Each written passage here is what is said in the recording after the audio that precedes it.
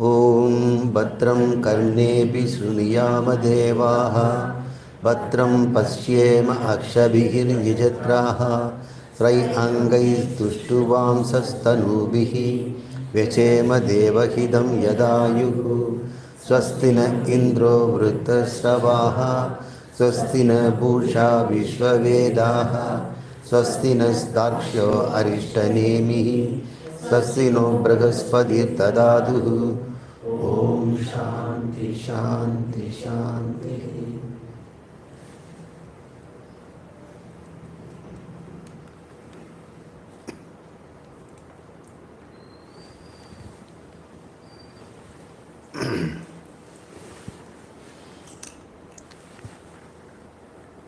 முண்டக உபனிஷத்தில்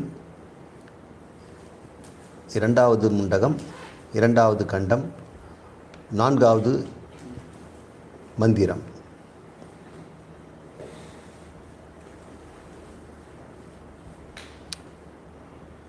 இந்த மந்திரத்தின் பொருளை ஒவ்வொரு சொல்லாக எடுத்து பார்ப்போம். தனு என்றால் வில், பிரணவம் என்பது ஓங்காரம். ஓங்காரத்தை வில்லாக பயன்படுத்தி தனது ஆத்மாவை, தனது மனதை, அந்தக்கரணத்தை சரம் என்கிற அம்பாக பயன்படுத்தி பிரம்மத்தையே லட்சணமாக, அதையே தனது குறிக்கோளாக அல்லது இலக்காக வைத்து தல்லட்சணம் தியானம் செய்ய வேண்டும் என்று சொல்லப்படுகிறது. உச்சதே. இந்த ஆத்மாவை எப்படி கூர்மைப்படுத்துதுங்கிறது சென்ற மந்திரத்தில் பார்த்தோம். உபாசனத்தினாலே கூர்மை செய்யப்பட்ட ஆத்மா என்று சொல்லப்படுகிறது. இப்போது நம்முடைய மனதுக்கு உபாசனம் கூர்மை தருகிறது, மனதை ஒருமுகப்படுத்தி வைக்கிறது. அப்படி ஒருமுகப்பட்ட மனதோடு பிரணவம் என்கின்ற ஓங்காரத்தை பயன்படுத்தி அது விசையை தருகிறது. வில் விசை தான் தரும், அம்பு செலுத்துவதற்கு விசையாக பயன்படுத்துகிறது. இலக்காக நாம் பிரம்மத்தை வைத்துக்கொண்டு அந்த பிரம்மத்தில் அந்த ஆத்மாவை, அதாவது தனது அந்தக்கரணத்தை செலுத்தி தைத்து விட வேண்டும். அதை பிடுங்கினாலும் வராத அளவுக்கு அதை அவ்வளோ விசையாக தள்ளணும். அதனால் அதில் போய் ஒன்றிடணும். நாம் அதோடு நம்ம கலந்தும் போயிடணும். ஏன்னா ரெண்டு வேறு பொருள் இல்லை. செலுத்துறது ஆத்மா, போய் சேரும் இடம் பிரம்மம். ரெண்டுமே ஒன்று தான், ரெண்டுமே சைதன்யம் தான். அங்கே இரண்டு பொருளற்ற ஒரு ஏக நிலை ஏற்படுகிறது. அதைத்தான் இந்த மந்திரம் சொல்கிறது. இதை எப்படி செய்ய வேண்டும்? அப்பிரமத்தேன, கவனக்குறைவின்றி, உலகத்திலே நழுவி விடாமல், வேறு சிந்தனைகளிலே மனதை வெளிவிட்டு விடாமல், கவனமாக இந்த பிரம்மத்தையே குறிக்கோளாக வைத்து இந்த தியானத்தை செய்ய வேண்டும். அப்படி இந்த குறிக்கோளாக வைத்து வேத்தவ்யம் என்றால் அதை துளைக்க வேண்டும் அப்படின்னு அர்த்தம். வேத்தவ்யம்னா பழத்தணும், இரண்டாக பழந்துடணும். எப்படி அந்த சரவத் எப்படி தன்மயோ, அந்த இலக்கிலேயே போய் அது தன்மயமாகிவிட்டதோ, சரம் என்றால் அந்த அம்பு, சரவத் அது போல, அம்பை போல. எந்த அம்பை போல? இலக்கிலே சென்று இலக்கோடு ஐக்கியமாகிவிட்ட அம்பை போல ஆகிவிட வேண்டும். பவேத், பவ என்றால் ஆகுக. இப்படின்னு இந்த மந்திரம் நமக்கு உபதேசம் செய்கிறது. இந்த மந்திரத்தினுடைய இது ஒரு ப்ராக்டிக்கல் செஷனாக நம்ம வச்சுக்குவோம். எப்படி இதை நாம் கை கொள்ள வேண்டும் என்பதை பார்ப்போம். பிரணவம் என்பது முதல்ல நம்ம தெரிஞ்சுக்குவோம். ஏன்னா தியானத்துக்கு பிரணவம் தான் நமக்கு முக்கியம். நம்முடைய மனதை கொண்டு போய் உள்ளே வைக்கிறதுக்கே அந்த பிரணவம் தான் நமக்கு விசை தருகிறது. பிரணவம் என்றால் ஓங்காரம் என்று பெயர்.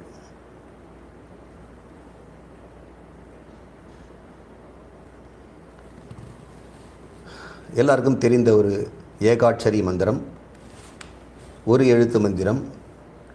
இந்த மந்திரத்தை ஒரு வில்லா எப்படி பயன்படுத்துறது? ஓங்காரத்தை பற்றி நம்ம தெரிஞ்சுக்கணும். ஓங்காரத்தை சிந்திப்பது தான் அந்த வில்லை தயார் பண்ணுறது. நாணை பூட்டுவது என்பது. நாணை பூட்டும்போது அதற்குண்டான பலத்தை நாம் தருகிறோம். அந்த பலம் எப்படி கிடைக்கிறதுன்னு பார்ப்போம். ஓங்காரத்தை பற்றி நாம் மற்ற உபனிஷத்துக்களில் நம்ம விளக்கியிருக்கிறோம். ஓங்காரத்தை மிக சிறப்பாக விளக்கக்கூடிய ஒரு உபனிஷத்து இருக்குது. அது மாண்டூக்கியம் என்று பெயர். இது முண்டகம். மாண்டூக்கிய உபனிஷத்தில் ஓங்காரம்தான் மைய கருத்தாக இருக்கிறது. அதிலே அந்த மாண்டூக்கியத்திலே ஓங்காரத்தினுடைய விளக்கம் என்ன என்பதை கொஞ்சம் இங்கே பார்ப்போம். ஏன்னா மாண்டூக்கியத்தில் நம்ம அதை விரிவாக பார்க்கணும். ஓங்காரம் என்பது 2 வகையில் இருக்கும். ஒன்று ஓம், இன்னொன்று ஆ, உ, ம அல்லது இம் என்கின்ற 3 அட்சரங்கள். இந்த 3ம் சேர்ந்தால் ஓமாக மாறுகிறது.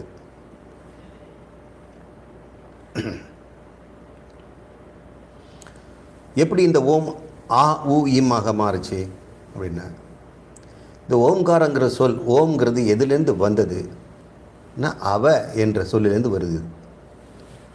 அவ என்றால் ரட்சதி என்று பொருள்.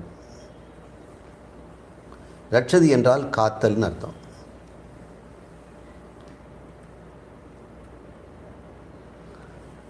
அந்த பேனா மாதிரி இது வரமாட்டேங்குது.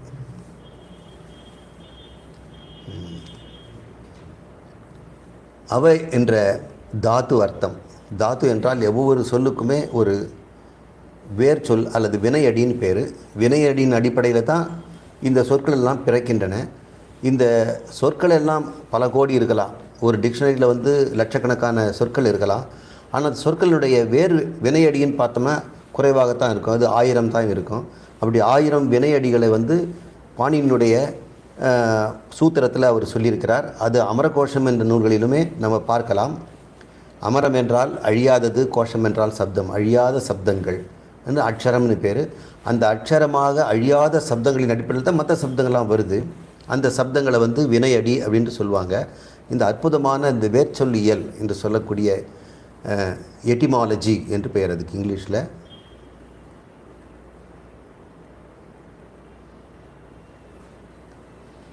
எபிஸ்டமாலஜி இல்லை, அது வேறு ஒன்று. எபிஸ்டமாலஜிங்கிறது பிரமாண இயல், இது எட்டிமாலஜி. சொற்கள் எப்படி பிறக்கின்றன என்று பார்க்கிறார்கள். அப்படி பார்க்கும் பொழுது அவ என்ற சொல் ஆதி காலத்து மனிதன்கிட்டையும் அது அந்த அவ என்று ஒரு வார்த்தை இருந்திருக்கணும். அது பார்த்துக்க அப்படின்னு அர்த்தம். காத்துக்கள், தன்னை பாதுகாத்துக்கொள் என்ற அர்த்தத்தில் அது சொல்கிறது என்று நமக்கு பாணினி நம்ம எடுத்து சொல்கிறார். இப்படி நம்ம பார்க்கலாம். உலகத்தில் எந்த உலகத்தில் இருந்தாலும் குழந்தைகள் தான் மொழியை உண்டாக்குறாங்கன்னு வேறு சொல்கிறாங்க. சில லிங்குவிஸ்டிக் எக்ஸ்பர்ட்ஸ், அவங்க பண்டிதர்கள் சொல்கிறார்கள், குழந்தைகள் சொற்களை உண்டாக்குகிறார்கள். அந்த குழந்தைகள் ஆரம்பத்தில் ஏதாவது ஊ ஆ இருந்தால் சொல்லும். அதுக்கு தெரிந்த சப்தம் அது தான். இப்படியே எந்த குழந்தை உடனே பேசிக்குமா. ஏன்னா அதுக்கு அந்த மொழி தெரியும். ஒரு எறும்பு தரையில் போனால் கூட அந்த குழந்தை என்ன சொல்லும், ஊ அப்படின்னு தான் சொல்லும். அது ஆப்பிரிக்காவை குழந்தையும் சொல்லும், ஆஸ்திரேலியா இருக்கிற குழந்தையும் ஊன்னு தான் சொல்லும். அதுலேருந்து நம்ம ஊ என்றாலே அது ஊர்ந்து போகிறது அப்படின்னு நம்ம ஒரு சொல்லை கண்டுபிடிச்சிக்கிறோம். ஊ என்றது தான் அந்த சொல். ஏதாவது மெல்ல போச்சுன்னா, நகர்ந்து போச்சுன்னா அது குழந்தைக்கு ஊன்னு தான் சொல்லும். அது எல்லா மொழிக்கும் அது ஆதாரம். அதில் நம்ம ஊர் அப்படின்னு சொல்கிறோம். ஏன்னா நம்ம ஒரு சென்றடைகின்ற இடம், ஊர்ந்து செல்லுதல், ஊர்வன அப்படின்ற நமக்கு அதெல்லாம் இப்போ ஊர்தி என்று வாகனத்துக்கு பேர் வச்சுருக்கிறோம். எத்தனை சொற்கள் அதுலேருந்து பெரியுது இல்லையா. அப்படி சொல்லை பிறப்பிக்கின்ற அந்த ஆதார சொற்கள்னு சொல்லக்கூடியதை ஓம் என்பதுக்கு அவ என்று அவர்கள் சொல்கிறார்கள். இதெல்லாம் பண்டிதர்களுடைய விஷயம். நமக்கு இது உபரி தகவல் தான். அவை என்பது தான் இந்த வ என்ற ஆவும் வாவும் பிரிந்து தான் ஆ உ இம்மாக மாறுது. இதுக்கு மேலே நாம் இதை பற்றி நம்ம அதிக ஆராய்ச்சி செய்ய வேண்டாம். நமக்கு வேறு விஷயம் பேச வேண்டியிருக்கிறது. ஓம் என்பது ரட்சிக்கிறது, காக்கிறதுன்னு அர்த்தம். எதை காக்கிறது? நம்ம தாயத்தை மாதிரி நம்ம பேய் பிசாசிக்கிட்டேருந்து காப்பாற்றணும், ஆக்சிடென்ட்லேருந்து காப்பாற்றிக்கும் அப்படின்னு அந்த காத்தில் இல்லை. இந்த அகிலத்தை ஏது காக்கிறது. அகிலத்தில் இருக்கக்கூடிய பொருட்கள் அத்தனையும் அது தான் காத்து கொண்டிருக்கிறது. அது எப்படிங்க அவ என்று ஓம் என்பது அகிலத்தையே காப்பாற்றும் அப்படின்னு நம்ம கேட்கலாம். இதனுடைய உள்ளர்த்தத்தை நம்ம புரிஞ்சுக்கணும்.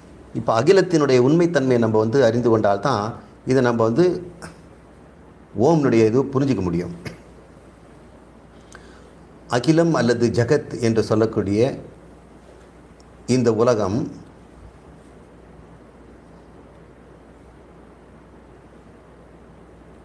அகிலம், கில என்றால் பிரியக்கூடியது, அகிலம் என்றால் பிரிவற்றது, விளக்க முடியாதுன்னு அர்த்தம். இந்த ஜகத்தில் இருக்கிற அத்தனையுமே எப்படி நம்ம பார்க்குறோம்னா, இதுக்கு ஒரு எல்லா பொருளுக்கும் ஒரு நிறை ஒன்று இருக்கிறது இல்லையா? இது எடுத்துட்டோம்னா எவ்வளோ நிறைங்கன்னு கேட்குறோம். 5 கிலோ சார் அப்படின்னு சொல்கிறாரு. இப்போது இந்த பொருளுக்கு வந்து ஒரு நிறையை நம்ம பார்க்குறோம்.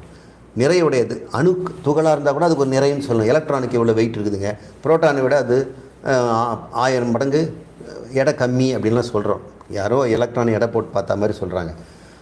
புரோட்டானை விட அது எலக்ட்ரான் 1000 மடங்கு கம்மின்றது தான் தெரியும். ஆனால் எவ்வளோ இடம் நமக்கு வந்து கிராமில் சொல்ல முடியுமானா நம்ம ஒர்க் அவுட் பண்ணணும். அப்போது 1 கோடி எலக்ட்ரானை எடை போட்டு பார்த்து அது 1 கிராம் வந்ததுன்னா அப்போது ஒரு எலக்ட்ரான் வந்து 1 கிராமில் 1 கோடி பகுதி அப்படின்னு நம்ம சொல்லலாம். இப்படி தான் நம்ம டிடியூஸ் பண்ண முடியுமே தவிர ஒரு எலக்ட்ரானை தூக்கி எடை போட முடியாது. அப்போ அதை எடை போடுறதுக்கூடியதுக்கு எடைக்கல் ஒரு வேறு வேணும். அதையே தான் நம்ம பயன்படுத்தணும். அந்த எடைக்கல்லை கண்டுபிடிக்கிறதுக்கு இன்னொரு எடைக்கல் தேவை. அதனால் எலக்ட்ரானுடைய எடை கண்டுபிடிக்கிறதுக்கு இன்னொரு எடைக்கல்லே இல்லை. பெரிய எடைக்கல் வச்சாலும் கண்டுபிடிக்க முடியாது. அப்போ என்ன பண்ணோம், ஒரு புரோட்டானை வச்சுட்டு எத்தனை எலக்ட்ரான் போட்டால் 2 சமமாகும்னு அப்போ பார்க்குறாங்க. இதெல்லாம் சயின்டிஸ்டினுடைய பிரச்சனை. நம்ம விட்டுடுவோம். நாம் என்ன சொல்கிறோம், எப்பேற்பட்ட பொருள் என்று சொன்னோம்னா அதுக்கு நிறை ஒன்று இருக்கணும். நிறைவு இருந்ததுன்னா அது இடத்த அடைச்சிக்கும். அப்போது அது இடத்தையும் அடைச்சிக்கும். இடமும் தேவை. அதைத்தான் நம்ம வந்து தூரத்தில் அளக்கிறோம். நிறுத்தல் அளவை அப்படின்னு இடையில சொல்கிறோம். இடத்தை வந்து நீட்டல் அளவை அப்படின்னு சொல்கிறோம். அதுக்கப்புறம் ஏதாவது அதுக்கு ஒரு குவான்டிட்டி வால்யூம் இருக்கும் இல்லையா, அதை நம்ம முகத்தல் அளவைன்னு சொல்கிறோம். ஒரு பொருள்னா அதுக்கு ஒரு வால்யூம் இருக்கும். எந்த ஒரு அதுக்கு உயரம் எல்லாம் கனமெல்லாம் சேர்த்து கனபரிமாணம் இருக்கிறதுனால முகத்தல் அளவை அப்படின்னு சொல்கிறோம், வால்யூம். அது இல்லாமல் அதுக்கு ஒரு விசை இருக்கணும், நெகட்டிவோ அல்லது பாசிட்டிவோ, இழுத்தல் சக்தியோ அல்லது வந்து விலக்கல் சக்தியோ ஒன்று இருக்கணும். மற்ற அதுக்கு ஒரு குணம் ஏதாவது இருக்கணும். சரி, இதெல்லாம் தான் நாம் உலகத்தில் இருக்கக்கூடிய எல்லா பொருள்களுக்கும் இந்த 5 வைத்து தான் நம்ம பேசுகிறோம். இதை கண்டுபிடிச்சிட்டோம்னு சொன்னால் ஒரு பொருள் இன்னொரு பொருள் நம்ம வித்தியாசப்படுத்திடலாம். பாருங்கள், இது வந்து இது வேறு, இது வேறுனா வெயிட் வேறு, இதனுடைய வால்யூம் வேறு, இதனுடைய விசை வேறு, இதனுடைய குணம் வேறு அப்படின்னு சொல்கிறோம். இந்த பொருட்களை சேர்க்கும் பொழுதெல்லாம் இன்னும் நிறைய இது மாற போகிறதில்ல. நிறை அப்படியே மாறாமல் இருக்கும், இடம் மாறாமல் இருக்கலாம், வால்யூம் மாறாமல் இருக்கலாம், விசை மாறாமல் இருக்கலாம். இது மாறிக்கிட்டே இருக்கும். இதை கொஞ்சம் இதெல்லாம் வந்து குவான்டிடேட்டிவ் இன்க்ரீஸ் பண்ணுறோம். நிறைய கொஞ்சம் குவான்டிட்டி இன்க்ரீஸ் பண்ணுறோம், இடத்த கொஞ்சம் குவான்டிட்டி பண்ணுறோம். ஆனால் குவாலிட்டி இது பண்பு மாறிடும். இப்போ குவான்டிட்டி மாற்றினால் குவாலிட்டியும் மாறும் அப்படின்னு ஒரு சித்தாந்தமும் இருக்கிறது. இதை நம்ம ஒத்துக்குவோம். இதை நம்ம வந்து வீணாக வாதம் பண்ண வேண்டிய அவசியம் இல்லை. எனக்கு வேண்டியதெல்லாம் நீங்கள் எந்த பொருள் எடுத்தாலும் நீங்கள் என்ன வேணாலும் அதை நீங்கள் சொல்லிக்கோங்க. எனக்கு நான் ஒரு ஃபிசிசிஸ்ட், நான் என் கண்ணுக்கு எப்படி தெரியும் அது இடம் இருக்குதா, வால்யூம் இருக்குதா, அது உயர நீளம் இருக்குதா, குணம் இருக்குதா, அது எந்தாவது ஃபோர்ஸ் இருக்குதா அப்படின்னு தான் நான் கேட்பேன். இப்படி நம்ம பார்க்கும்போது எனக்கு எல்லா பொருளும் என்ன பண்ணுறேன், நான் எந்த பொருளாக இருந்தாலும், ஆணாக இருந்தாலும் பெண்ணாக இருந்தாலும் செடியாக இருந்தாலும் மரமாக இருந்தாலும் எனக்கு பொறுத்தவரைக்கும் என்ன, அது எடை. இப்போது உலகத்தில் எத்தனை பொருளையுமே நம்ம 5 பெயர்களில் அடிக்கட்டும் இல்லையா, அது பேர் இதெல்லாம் வந்து சொல்லுங்கிற அர்த்தம். சொற்கள் அது இருக்குதோ இல்லையோ, நாம் என்ன சொல்கிறோம், சொற்களால் அது வந்து நம்ம ரெப்ரசன்ட் பண்ணிடுறோம். அந்த சொற்களுக்கு உண்டான பொருள் என்னங்கிறது எல்லாருக்கும் புரிஞ்சிடும். அதனால் சொல்லும் பொருளுமாக தான் இருக்குது. எதை எடுத்தாலும் சொல்லும் பொருளுமாக இருக்கிறத நம்ம பார்க்குறோம். ஒரு காகிதத்தை எடுத்தோம்னு சொன்னால் அந்த காகிதம் வந்து காகிதம்ங்கிற ஒரு சொல், அதுக்கு இன்னொரு பொருளை நீங்கள் பார்க்குறீங்க, வேறு ஒன்று கன்ஃபியூஸ் பண்ணிக்க மாட்டீங்க. அந்த காகிதம்ங்கிறது அதை நான் மடித்து நான் கப்பல் ஆகிட்டேன்னு சொன்னால் இப்போ காகிதம்னு சொல்ல மாட்டீங்க, கப்பல்னு சொல்கிறீங்க. பொருள் அதே தான். ஆனால் இப்போ வந்து அதுக்கு வேறு ஒரு வடிவம் வந்துடுச்சு, அதனால் நாமம் மாறிடுச்சு. அதுக்கு உண்டான பொருளை தான் நீங்கள் பார்க்குறீங்க. இப்போ காகிதங்கிற பொருளை நீங்கள் பார்க்குறது ஒரே பொருளை தான். இப்போ நீங்கள் வேறு பொருளாக பார்க்குறீங்க. இது என்ன கூத்து? ஒன்றுமே நடக்கலாங்க. நீங்கள் ஆளாளுக்கு இப்போ நீங்கள் மாற்றிக்கிட்டே இருக்கிறீங்க. என்ன அடுத்து அது வந்து கத்தி கப்பல் அப்படின்னு சொல்லுவார், அப்புறம் கத்தி இல்லாத கப்பல்னுவார், அது கோப்பைன்னுவார், இப்போ படகுன்னுவாங்க, அதுக்கப்புறம் ஒரு பறவைன்னு ஆகுவார். இந்த மாதிரி உருவங்கள் வந்து ஒரிகாமியில் இதை மாதிரி நிறைய வடிவங்களெல்லாம் செய்கிறாங்க. அதே வந்து கைக்குட்ட அளவு இருக்கக்கூடிய காகிதம் தான் அங்கே இருக்குது. ஒரே பொருள். இந்த நாம ரூபங்கள் அந்த ஒரு பொருளிலிருந்து, ஒரு நாமத்திலிருந்து தோன்றுச்சா இல்லையா? காகிதம் என்ற ஒரு நாமம், அதிலிருந்து கப்பல் பண்ணிட்டாராம், கத்தி கப்பல் பண்ணிட்டாராம், ஏரோப்ளேன் பண்ணிட்டாராம், இப்படியெல்லாம் எதுன்னு பண்ணுறான். இப்படி செய்யும் பொழுது நாமரூபம் 1, நாமரூபம் 2, நாமரூபம் 3 இப்படின்னு போய்கிட்டே இருக்கலாம். இப்போ காயத்துக்கு வந்து இந்த ஒரிகாமி அப்படின்ற புக்கை எடுத்து பார்த்தீங்கன்னு சொன்னால், இந்த சதுரமான காகிதத்தில் கிட்டத்தட்ட ஒரு 250 பொம்மைங்க செய்கிறதுக்கு பண்ணுறாங்க. அப்போது இதெல்லாம் நாமரூபங்கள் தானே. குணம் மாறிச்சா, இந்த எடை மாறிச்சா, அளவு மாறிச்சா, முகத்தல் அளவு மாறிச்சா, விசை மாறிச்சா, ஒன்றும் மாறலை. குணம் மாறிச்சா, அது கூட மாறலை. இப்போ என்ன தான் மாறிச்சு? சொற்கள் தான் நம்ம ஆட் பண்ணுறோம். அது ஆட் கூட பண்ணல, அது மேலே சொற்களை வச்சா அதில் எடுத்துடலாமே. இங்கே தான் ஆட் பண்ணுறோமே தவிர அங்கே ஒன்றுமே இல்லை. காகிதத்தில் ஒரு பொருளும் இல்லை. பார்க்குது ஒன்றை, ஆனால் நீ சொல்லுவது வேறு. அப்போது ஒரு நாமரூபம் இன்னொரு நாமரூபத்தை நீக்கிடுது, இந்த நாமரூபம் அதை நீக்கிடுது. அப்போ 250 நாமரூபங்களையும் ஒன்றை ஒன்று நீக்கிச்சுன்னு சொன்னால், நீக்காமல் ஒரு நாமரூபம் இருக்கும் இல்லை, அது காகிதம் தானே. இந்த நாமரூபத்தை யாராவது நீக்க முடியுமா? நீக்க முடியாது. அப்போ மற்ற நாமரூபெல்லாம் இந்த நீக்க முடியாத நீக்கமர நிற்கின்ற ஒரு பொருளை வைத்து இதெல்லாம் வந்திருக்குது. இந்த பொருளுக்கு இருப்பு என்ன இருக்குது? இதுக்கு ஏதாவது எக்ஸிஸ்டன்ஸ் இருக்குதா? இது வேணா இருக்குதுன்னு சொல்லலாம். அவர் மடித்து எடுத்துகிட்டு போயிடுவார். எங்கே சார் கப்பலை கொடுங்க சார், ஏரோப்ளேனை கொடுங்க சார்னு கேட்டால் கொடுக்க முடியுமா? காகிதம் தான் கொடுக்க முடியும். மீதி எல்லாமே இல்லை. இருப்பது போல் கொஞ்ச நேரம் அதில் தெரிந்து அதிலேயே மறைகிறது. அப்போது இந்த நாமரூபங்கள்லையா தாங்கினது யாருங்க? இந்த காகிதங்கிற ஒரு நாமரூபம் தானே. காகிதம் என்ற ஒரு நாமரூபம் 250 நாமரூபங்களை சுமந்ததா இல்லையா? எவ்வளோ எடை? ஒரு ஏரோப்ளேன் தாங்கன்னா கப்பலை தான், எடையே கிடையாது. ஏன்னா அது இல்லாத பொருள், அதில் தோன்றி அதில் மறைகிறது. அப்போ 250 நாமரூபங்களை அது காத்து ரட்சிக்குது. இதுங்களுக்கெல்லாம் எங்கே இடம் இருக்குது சொல்லுங்கள்? இந்த கப்பலுக்கோ ஒரு ஏரோப்ளேனுக்கோ இந்த காகிதம் விட்டால் என்ன கதி? நிர்கதி. அந்த கதியே அந்த காகிதம் தான். இருந்தால் தானே கதின்னு கூட சொல்ல முடியும். நீங்களாம் இல்லாதால் நீ இருந்தான்னே இல்லை, உங்களுக்கு என்ன சுமக்கிறதுக்கு எனக்கு என்ன கஷ்டம் அப்படின்னு காகிதம் கேட்டேன். என்னை பார்த்து ஒருத்தர் ஏரோப்ளேன் சொல்கிறார், என்னை பார்த்து திடீர்னு ஒருத்தர் இல்லை இது கப்பல்னு சொல்கிறாரு, அவரே இன்னொருத்தர் வந்து கொக்குங்கிறாரு, எல்லாம் சொல்லிகிட்டு இருக்காங்க. என்ன நீங்கள் யாருன்னு கேட்டிங்கன்னா நான் காகிதம்னு ஒன்று தான் சொல்லுவேன்னு சொல்லும். என்னிடத்தில் காகிதம் மட்டும்தான் இருக்கிறது, மற்றவங்க தான் இதெல்லாம் பார்க்கிறார்கள்னு சொல்கிறாங்க. அப்போ பிரம்மத்துக்கிட்ட போய் நம்ம கடவுள்கிட்ட நம்ம நான் இங்கே பிரம்மமாக தான் இருக்கிறேன், இது உலகமெல்லாம் சொல்கிறாங்களே, பார்க்குறவங்கள கேளு, அவங்க தான் பார்க்குறாங்க. அப்போ என் மீது மற்றவர்கள் என்ன செய்கிறாங்க? நாமரூபத்தை சுமத்தி பார்க்கிறார்கள். அதனால் எனக்கு சுமை ஏறி போச்சா? என்னை உலகமாக பார்த்தனால எனக்கு முதுகு அடைஞ்சி கூணாயிட்டேனா? அல்லது இந்த ஆகாயத்தெல்லாம் நீங்கள் எடுத்துகிட்டு போயிட்டீங்கன்னு சொன்னால் எனக்கு வந்து இடமே இல்லாமல் போயிட்டேனா? எதுவுமே ஆகவில்லை. நான் இருந்தபடி எப்பொழுதும் இருந்து கொண்டே இருக்கிறேன். அந்த நாமரூபம் மாறல இல்லையா? அதுதான் ஓங்காரம். ஓம் என்று எல்லா நாமரூபங்களும் ஓமில் தான் போய் அடங்கும். எல்லா நாமரூபங்களும் ஓமில் அடங்கும். எப்படி வந்து 1, 2, 3 250 உருவங்களும் காகிதம் என்ற நாமரூபத்தில் அடங்கிதோ, ஒரு உலகத்தை நான் சுட்டி காட்டினேன். ஒரு பானை சொத்துக்கு ஒரு சோறு பதம். இதை வைத்துக்கொண்டு எல்லாத்தையும் நீங்கள் புரிஞ்சுக்கணும். எந்த பொருள் எடுத்தாலும் அதில் ஒரு பொருளை வைத்து நாமரூபங்களை நாம் அதன் மீது சுமத்தி பார்க்கிறோம். ஒரே தங்கத்தை எடுத்து மூக்குத்தை செய்யலாம், வளையல் செய்யலாம், செயின் செய்யலாம், என்ன வேணால் நீங்கள் செய்துக்கிட்டே இருக்கலாம். சில பேர்லாம் நியூஸ் பேப்பரில் பார்த்தாங்க, மஞ்சள் கலர் பை மாதிரி ஒருத்தர் செய்தார், திருவள்ளுவர் செய்தார் எல்லாம் சொல்கிறாங்க. தங்கமாக தான் இருந்து கொண்டிருக்கிறது, நாமரூபத்தை தான் பார்க்குறோம். அவர் என்ன பண்ணுவார்? அடுத்த நாள் வந்து அதையே உருக்கிட்டு வேறு ஒரு உருவம் பண்ணுவார். எத்தனை உருவத்தை அது தாங்கும்? அதுக்கு தாங்கிறதுக்கு என்ன கஷ்டம்?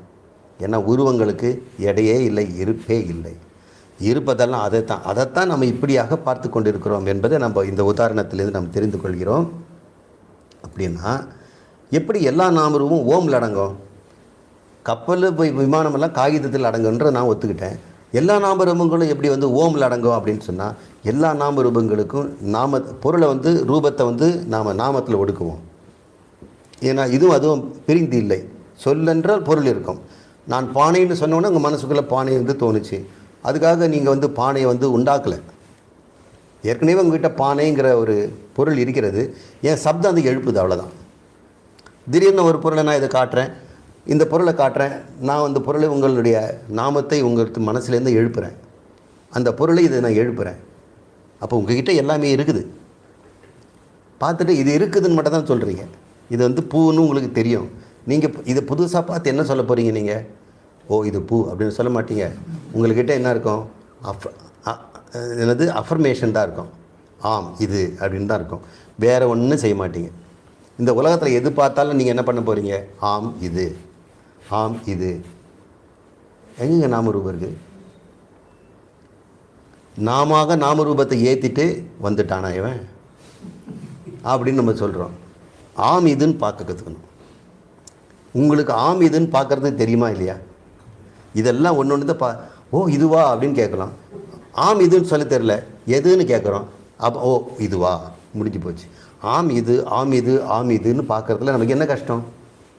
ஆனால் அதை நம்ம செய்யறதில்லை எல்லாம். ஆனால் அதன் மீது நாம் இன்னொன்றை போட்டு பார்க்குறோம் இல்லையா? அதுதான் பிராதிபாசிகம், அதுதான் சப்ஜெக்டிவ் விஷன் அப்படிங்கிறோம். இப்போ இந்த ஆப்ஜெக்டிவ் விஷனாக பார்க்கும்போது நமக்கு எல்லாமே நாமரூபங்களாக இருக்குதுன்னு சொல்கிறோம். இந்த நாமரூபங்களை எந்த மொழியிலன்னா எழுதிக்கலாம். இந்த கப்பல்னு நம்ம தமிழில் சொன்னோம், போட்டுன்னு இங்கிலீஷில் சொல்ல போகிறாங்க. வேறு யாராவது நவாய் அப்படின்னு வந்து ஹிந்திக்காரன் சொல்லுவான். நவாய் ஏதோ சொல்லுவான். நாவாய் இப்படி சொல்லும் பொழுது எல்லாரும் அதுக்கு ஒரு வார்த்தையை வச்சுருக்கிறாங்க இல்லையா? எந்த சப்தமாக இருந்தாலும் அந்த சப்தம் ஆவில் தான் தொடங்கும், இம்மில் தான் முடியும், ஊவில் தான் இருக்கும் நடுவில். ஏன்னா வாயில் தானே பேச போகிறீங்க. சப்தம் இருந்தாலும் வாயில் தானே வரும். இல்லை சார் மனசுக்குள்ளே பேசிக்கன்னு சொல்லு. மனசுக்குள்ளே நீங்கள் பேச முன்னாடி வாயில் பேசி தான் ஆகணும். வாயில் இந்த சப்தத்தை வெளிப்படுத்தின பிறகு தான் உங்களுக்கு மனசுக்கு அது போகுது. அப்போது வெளிப்படுத்தப்படுகின்ற அந்த சப்தங்களுக்கு வாய் தான் ஆதாரமாக இருக்கிறதுனால இந்த வாய் ஆ என்று திறந்தால் ஆ சப்தம் தான் வரும், வேறு சப்தமே வராது. வாயை மூடிக்கொண்டால் இம் என்ற சப்தம் தான் வரும், வேறு எந்த சப்தமும் வராது. அப்போ ஆ என்று திறந்து இம் என்று மூடுவதற்கு குவிக்கிறோம் இல்லையா? அந்த சமயத்தில் ஊ என்ற சப்தம் தான் வரும். அப்போது வாயை திறத்தலும் மூடுதலும் அல்லது சப்தத்தை உற்பத்தி செய்யும் பொழுது ஆ என்று வரும், சப்தத்தை முடிவு செய்யும் பொழுது இம் என்று தான் முடியும். அப்போ இது வந்து சிருஷ்டி அப்படின்னு சொல்லுவோம். இது லயம்னு சொல்லுவோம். அப்போ இது என்ன? ஸ்திதின்னு அர்த்தம். படைப்பு, காத்தல், லயம் என்று. இப்போ மறுபடியும் இம்முன்னு 3 நம்பர் வாயை திறக்கணும் இல்லை? அப்போ ஆ வந்துடும். இப்போ இதுக்கு நடுவில் இந்த ஆவு இம் முடிந்து ஒரு மௌனம் ஏற்பட்டு மறுபடியும் ஆ தொடங்கி ஊ ஆகி இம்மாகி போகும். இந்த ஓம் என்பதில் எப்படி இருக்கிறது இல்லையா? நீங்கள் சொல்லக்கூடிய எத்தனை கோடி நாமரூபங்கள் இந்த ஜகத்தில் இருந்தாலும், நட்சத்திரம்னு சொல்லுங்கள், பிளாக் ஹோல்னு சொல்லுங்கள், கேலக்சின்னு சொல்லுங்கள், நெபுலான்னு சொல்லுங்கள், இந்த பூமியில் இருக்கக்கூடிய ஸ்பைடர்ஸ் எவ்வளோ, பேர்ட்ஸ் எவ்வளோ, புழுக்கள் எவ்வளோ, என்ன வேணால் நீங்கள் சொல்லுங்கள். எல்லாத்துக்கும் ஒரு நேம் தான் கொடுக்க போகிறீங்க. அது எல்லாமே இதனுடைய வடிவம் தான். ஒரு செல்லுங்கிற வடிவம் தான் பல கோடிகளாக ஒன்றாக சேர்ந்து இந்த உருவத்தை உண்டாகுது. எனக்கு ஒரு பேரை கொடுத்துட்றீங்க, ராமன் லக்ஷ்மணன் கொடுக்குறீங்க. அதே மாதிரி ஒரு செல் தான் உங்ககிட்ட வந்து பல கோடி ஒன்றாக சேர்ந்து ஒரு உருவம் இருக்குது, அதுக்கு வேறு கொடுக்குறீங்க. நீங்கள் கொடுக்குறதெல்லாம் என்ன? அந்த தொகுப்புக்கு தான் கொடுக்குறீங்க தவிர அந்த செல் எப்பொழுதுமே இருக்குது. அப்போ எல்லாரையும் எடுத்து வந்து லேபரேட்டரியில் கொண்டு போய் கொடுத்தோன்னா செல் அப்படின்னு பேர் வச்சுட்டார். வெளி கிரகத்துலேருந்து ஒருத்தன் வந்தால் வச்சுங்க, இவங்களெல்லாம் வந்து வண்டியாக எடுத்துகிட்டு போகிறாங்க, பூமியிலேருந்து எடுத்துகிட்டு போகிறாங்க. இதெல்லாம் அங்கே இருக்குதுங்க. இவன் ராமன் லக்ஷ்மணன் கோவிந்தன் அப்படின்லாம் சொல்கிறாங்க. அவன் அப்படின்லாம் பார்ப்பான், அவனுக்கு ஒன்றும் தெரியாது. ஒரு பிஞ்சை எடுத்து உள்ளே பார்ப்பான், செல் அப்படின்வாங்க. எல்லாத்தையும் செல்லுங்கிற பொட்டியில் போடுன்றான். நம்மளாம் செல் பொட்டி தான். மீதி வேறு மற்ற பொருளை என்ன பண்ண, இதெல்லாம் செல்லில் போட முடியாது இல்லையா? இதை நான் செல் அப்படின்னு போட்டுருவான். அவனுக்கு 2 கேட்டகரி தான் இருக்கும். உயிருடையதெல்லாம் செல் கேட்டகரி, உயிரற்றது எல்லாமே நான் செல் கேட்டகரி அப்படின்னு 2 பெட்டி தான் அவனுக்கு இருக்கும். 2 நாமரூபம் அவனோட முடிஞ்சு போச்சு. இந்த பூமியில் இருக்கக்கூடிய இத்தனை கோடி நாமரூபத்தை அயல் கிரகத்துலேருந்து வர 2 பெட்டியில் போட்டுருவான். செல் நான் செல் அப்படின்னு 2 போட்டுருவான். அப்போ எத்தனை சப்தம் இருந்தாலும் கடைசியில் ஏதாவது ஒரு சப்தத்தில் போடுவானா? அப்போ அவன் இன்னொருத்த வந்து சொல்லுவான், அவனுடைய கிரகத்தையே இன்னொருத்த வந்து சொல்லுவான், இதுன்னு 2 பெட்டி, இதெல்லாம் வெளியே வந்து தானே சிங்கிள் பொட்டி, நான் அல்லாதது அன்ற ஒரு பொட்டியில் போட்டுடுவான். அவன் எல்லாம் ஒரு பொட்டி, நான் அல்லாதது தானே, அது நான் இல்லாது, இதெல்லாம் வேறு ஏதோ அதெல்லாம் போடு, ஒரே பெட்டியில் உட்காருங்க சார், மேலே உட்காருங்க சார், கன்வீனியண்ட்டாக உட்காருங்க அப்படின்னு பார்க்குறோம். இப்போது உலகத்தில் எத்தனை பொருள் இருந்தாலும் அயல் கிரகத்துக்கு 2 பெட்டி, நாம் வந்து பல கோடி பெட்டி வேணால் வச்சுக்கிட்டோம். அந்த பெட்டிகளுக்கு எல்லாம் பேர் வைக்கணும். லெட்ஜர் புக்கு போனால் அதான் டிக்ஷனரின்னு பேர் வச்சுருக்கோம். எல்லா டிக்ஷனரியும் ஏலேருந்து இசட்டுக்குள்ளே தான் வரணும், ஆலேருந்து இம்குள்ளே தான் முடிஞ்சாகணும். அப்போ உலகத்தில் பொருளை வந்து நாமரூபம் நம்ம எடுத்துட்டோம்னு சொன்னால் கடைசியில் அது என்னவாகும்? ஆ ஊ இம்குள்ளே தான் அடங்கும். அப்போ பிரபஞ்சம் மொத்தத்தையும் நம்ம என்ன சொல்லலாம்? ஓம்னு ஒரு வார்த்தையில் சொல்லிடலாம். இப்போ இது உங்களுக்கு சுலபமாக தானே தெரியுது. நீங்கள் இப்படி சொல்கிறீங்க இல்லையா? ஒரு சிலிகான் சிப் எடுத்து அதில் மெமரி இருக்குது இல்லையா, அதில் இந்த பிரபஞ்சத்தில் இருக்கிற எல்லா டேட்டாவும் வந்து விக்கிபீடியான்னு சொல்கிறாங்க. அது மாதிரி அதை ஒன்று ஆம்னிபீடியான்னு போட்டு அதுலேருந்து எல்லாத்தையும் சேர்த்துருவோம். கேலக்ஸி இருக்கிறதே எல்லாம் சேர்த்துருவோம். இந்த சிலிகான் சிப்பில் எல்லா டேட்டாவும் அடங்கிடுச்சு. நேற்று நடந்தது, இன்றைக்கி நடக்க போகிறது, நாளைக்கு வர்றதெல்லாம் கூட அது ரெக்கார்ட் பண்ணுற மாதிரி இருக்குது. என்ன தான் ரெக்கார்ட் பண்ணாலும் அந்த சிலிகான் சிப்பில் நீங்கள் திறந்து பார்த்தா எந்த நாமரூபம் இருக்குன்னு சொல்லுங்கள்? 0 தான் இருக்கும். உலகமே 0 அடங்கிடுச்சு. இப்போ நம்ம வந்து எத்தனை கோடி பேர் இருக்கிறோம், ஆனால் நமக்கு 10 ஆதார் நம்பர்லேயே முடிஞ்சு போச்சு. 10 நம்பருக்குள்ளே நாம் எல்லாம் அடங்கிட்டோம். ஏன்னா 10 நம்பர் இருக்கக்கூடியது வந்து 1 ட்ரில்லியன். ஸோ 1 ட்ரில்லியன் நம்ம ரீச் பண்ண போகிறதில்ல. இந்த உலகத்தில் எவ்வளோ ஜனங்கள் தான் 1 ட்ரில்லியனுக்கு போக முடியாது. அப்போ உலகமே இல்லாமல் போயிடும். அதனால் அவங்க ஜாக்கிரதையாக 10ல் வச்சுட்டாங்க. 9 வச்சா பில்லியன், அவர் 6 வச்சா மில்லியன், 9 வச்சா பில்லியன். எப்படி இருந்தாலும் ஒரு நாட்டில் இருக்கக்கூடிய எண்கள் வந்து 1 ட்ரில்லியனுக்கு போகாதுங்க தான் ஜாக்கிரதையாக அவங்க வந்து 10 வச்சுட்டாங்க. வேறு ஏதாவது கவர்மெண்ட்டு இன்னொரு இதுனா பல பூமிகள் ஆட்சி செய்கிறவன்னா அவன் கொஞ்சம் 12 டிஜிட் போட வேண்டி வரும். நம்மளாம் டிஜிட்ஸில் முடிச்சிட்டோம். நாங்கள் என்னென்னவோ பேர் சொல்கிறோம். எவ்வளோ பேர் சொத்து இருக்குதுங்கிறாங்க, புகழ் இருக்குதுங்க, அவர் புகழ் வாழ்க, அவர் நாமம் நிற்க அப்படின்லாம் சொல்லிகிட்டு இருக்காங்க. இங்கெல்லாம் நம்பர் தான் இருக்கிறதே. எல்லாருக்கும் இந்த 9 நம்பரை தான் பிரித்து மாற்றி கொடுக்குறாங்க. அப்போ நாம் எல்லாம் பூமியில் இருக்கக்கூடிய அத்தனை பேருடைய நம்பரும், எத்தனை பேருடைய ஜாதகமும், எத்தனை பேர் அட்ரஸும், அத்தனை பேருடைய சொத்து சுகமும் ஆதார் நம்பரில் அடங்கிடுச்சா இல்லையா? ஆதார் நம்பர் எடுத்தால் மீதியில் நாமரூபம் தானே. இந்த நம்பர் என்னன்னு பாருங்கன்னா கம்ப்யூட்டரில் அடித்த ஒன்று சொல்லுவாங்க. பேர், அட்ரஸ்ஸு, அப்பா அம்மா, ஆழ்கிறது, ரேகையிலேருந்து எல்லாம் சொல்லிவிடுவாங்க. இப்போ நாமரூபத்தெல்லாம் உடக்கி என்ன பண்ணிட்டோம்? 9 நாமரூபத்தில் முடிச்சிட்டோம். இந்த 9 நாமரூபம் கம்ப்யூட்டருக்கு போச்சுன்னா என்ன? 0 நாமரூபத்தில் அடிச்சுன்னா இந்த நாமரூபத்தை சுமக்கிறதுக்கு என்ன கவலைங்க? சிலிகான் சிப்புக்கு ஏதாவது இடம் இருக்கா? அது ஏதாவது நாமரூபத்தை சுமக்கிறதுக்கு இவ்வளோ டேட்டாலாம் என்னால் தாங்க முடியாதுன்னு சொல்லிச்சு. இது அழின்னு சொல்லுதா? எதுவுமே சொல்கிறதில்லை. ஏன்னா அந்த நாமரூபங்களுக்கு இருப்பில்லை. இப்படி சொல்லும்போது நாமரூபம் ஏதோ நினச்சிக்க வேண்டாம், நம்மளை தான் சொல்லிகிட்டு இருக்கிறோம். இந்த உடம்பு, தலைமுடி, மனசு, இங்கே இருக்கிற புத்தி, நம்மக்கிட்ட இருக்க வெறுப்பு, கோபம், பயம் எல்லாமே நாமரூபந்தான். இப்படி ஓங்காரத்தில் நாம் வந்து நாமரூபத்தை உள்ளடக்கிறோம் இல்லையா? அதுதான் லயம். இப்போ சொல்லுங்கள், இந்த பிரபஞ்சம்னு ஒன்று இருக்கே, இந்த பிரபஞ்சம் எல்லாம் நாமரூபம்னா நாமரூபத்தை எதுங்க ரட்சிக்குது? ஓங்காரம் தானே ரட்சிக்குது.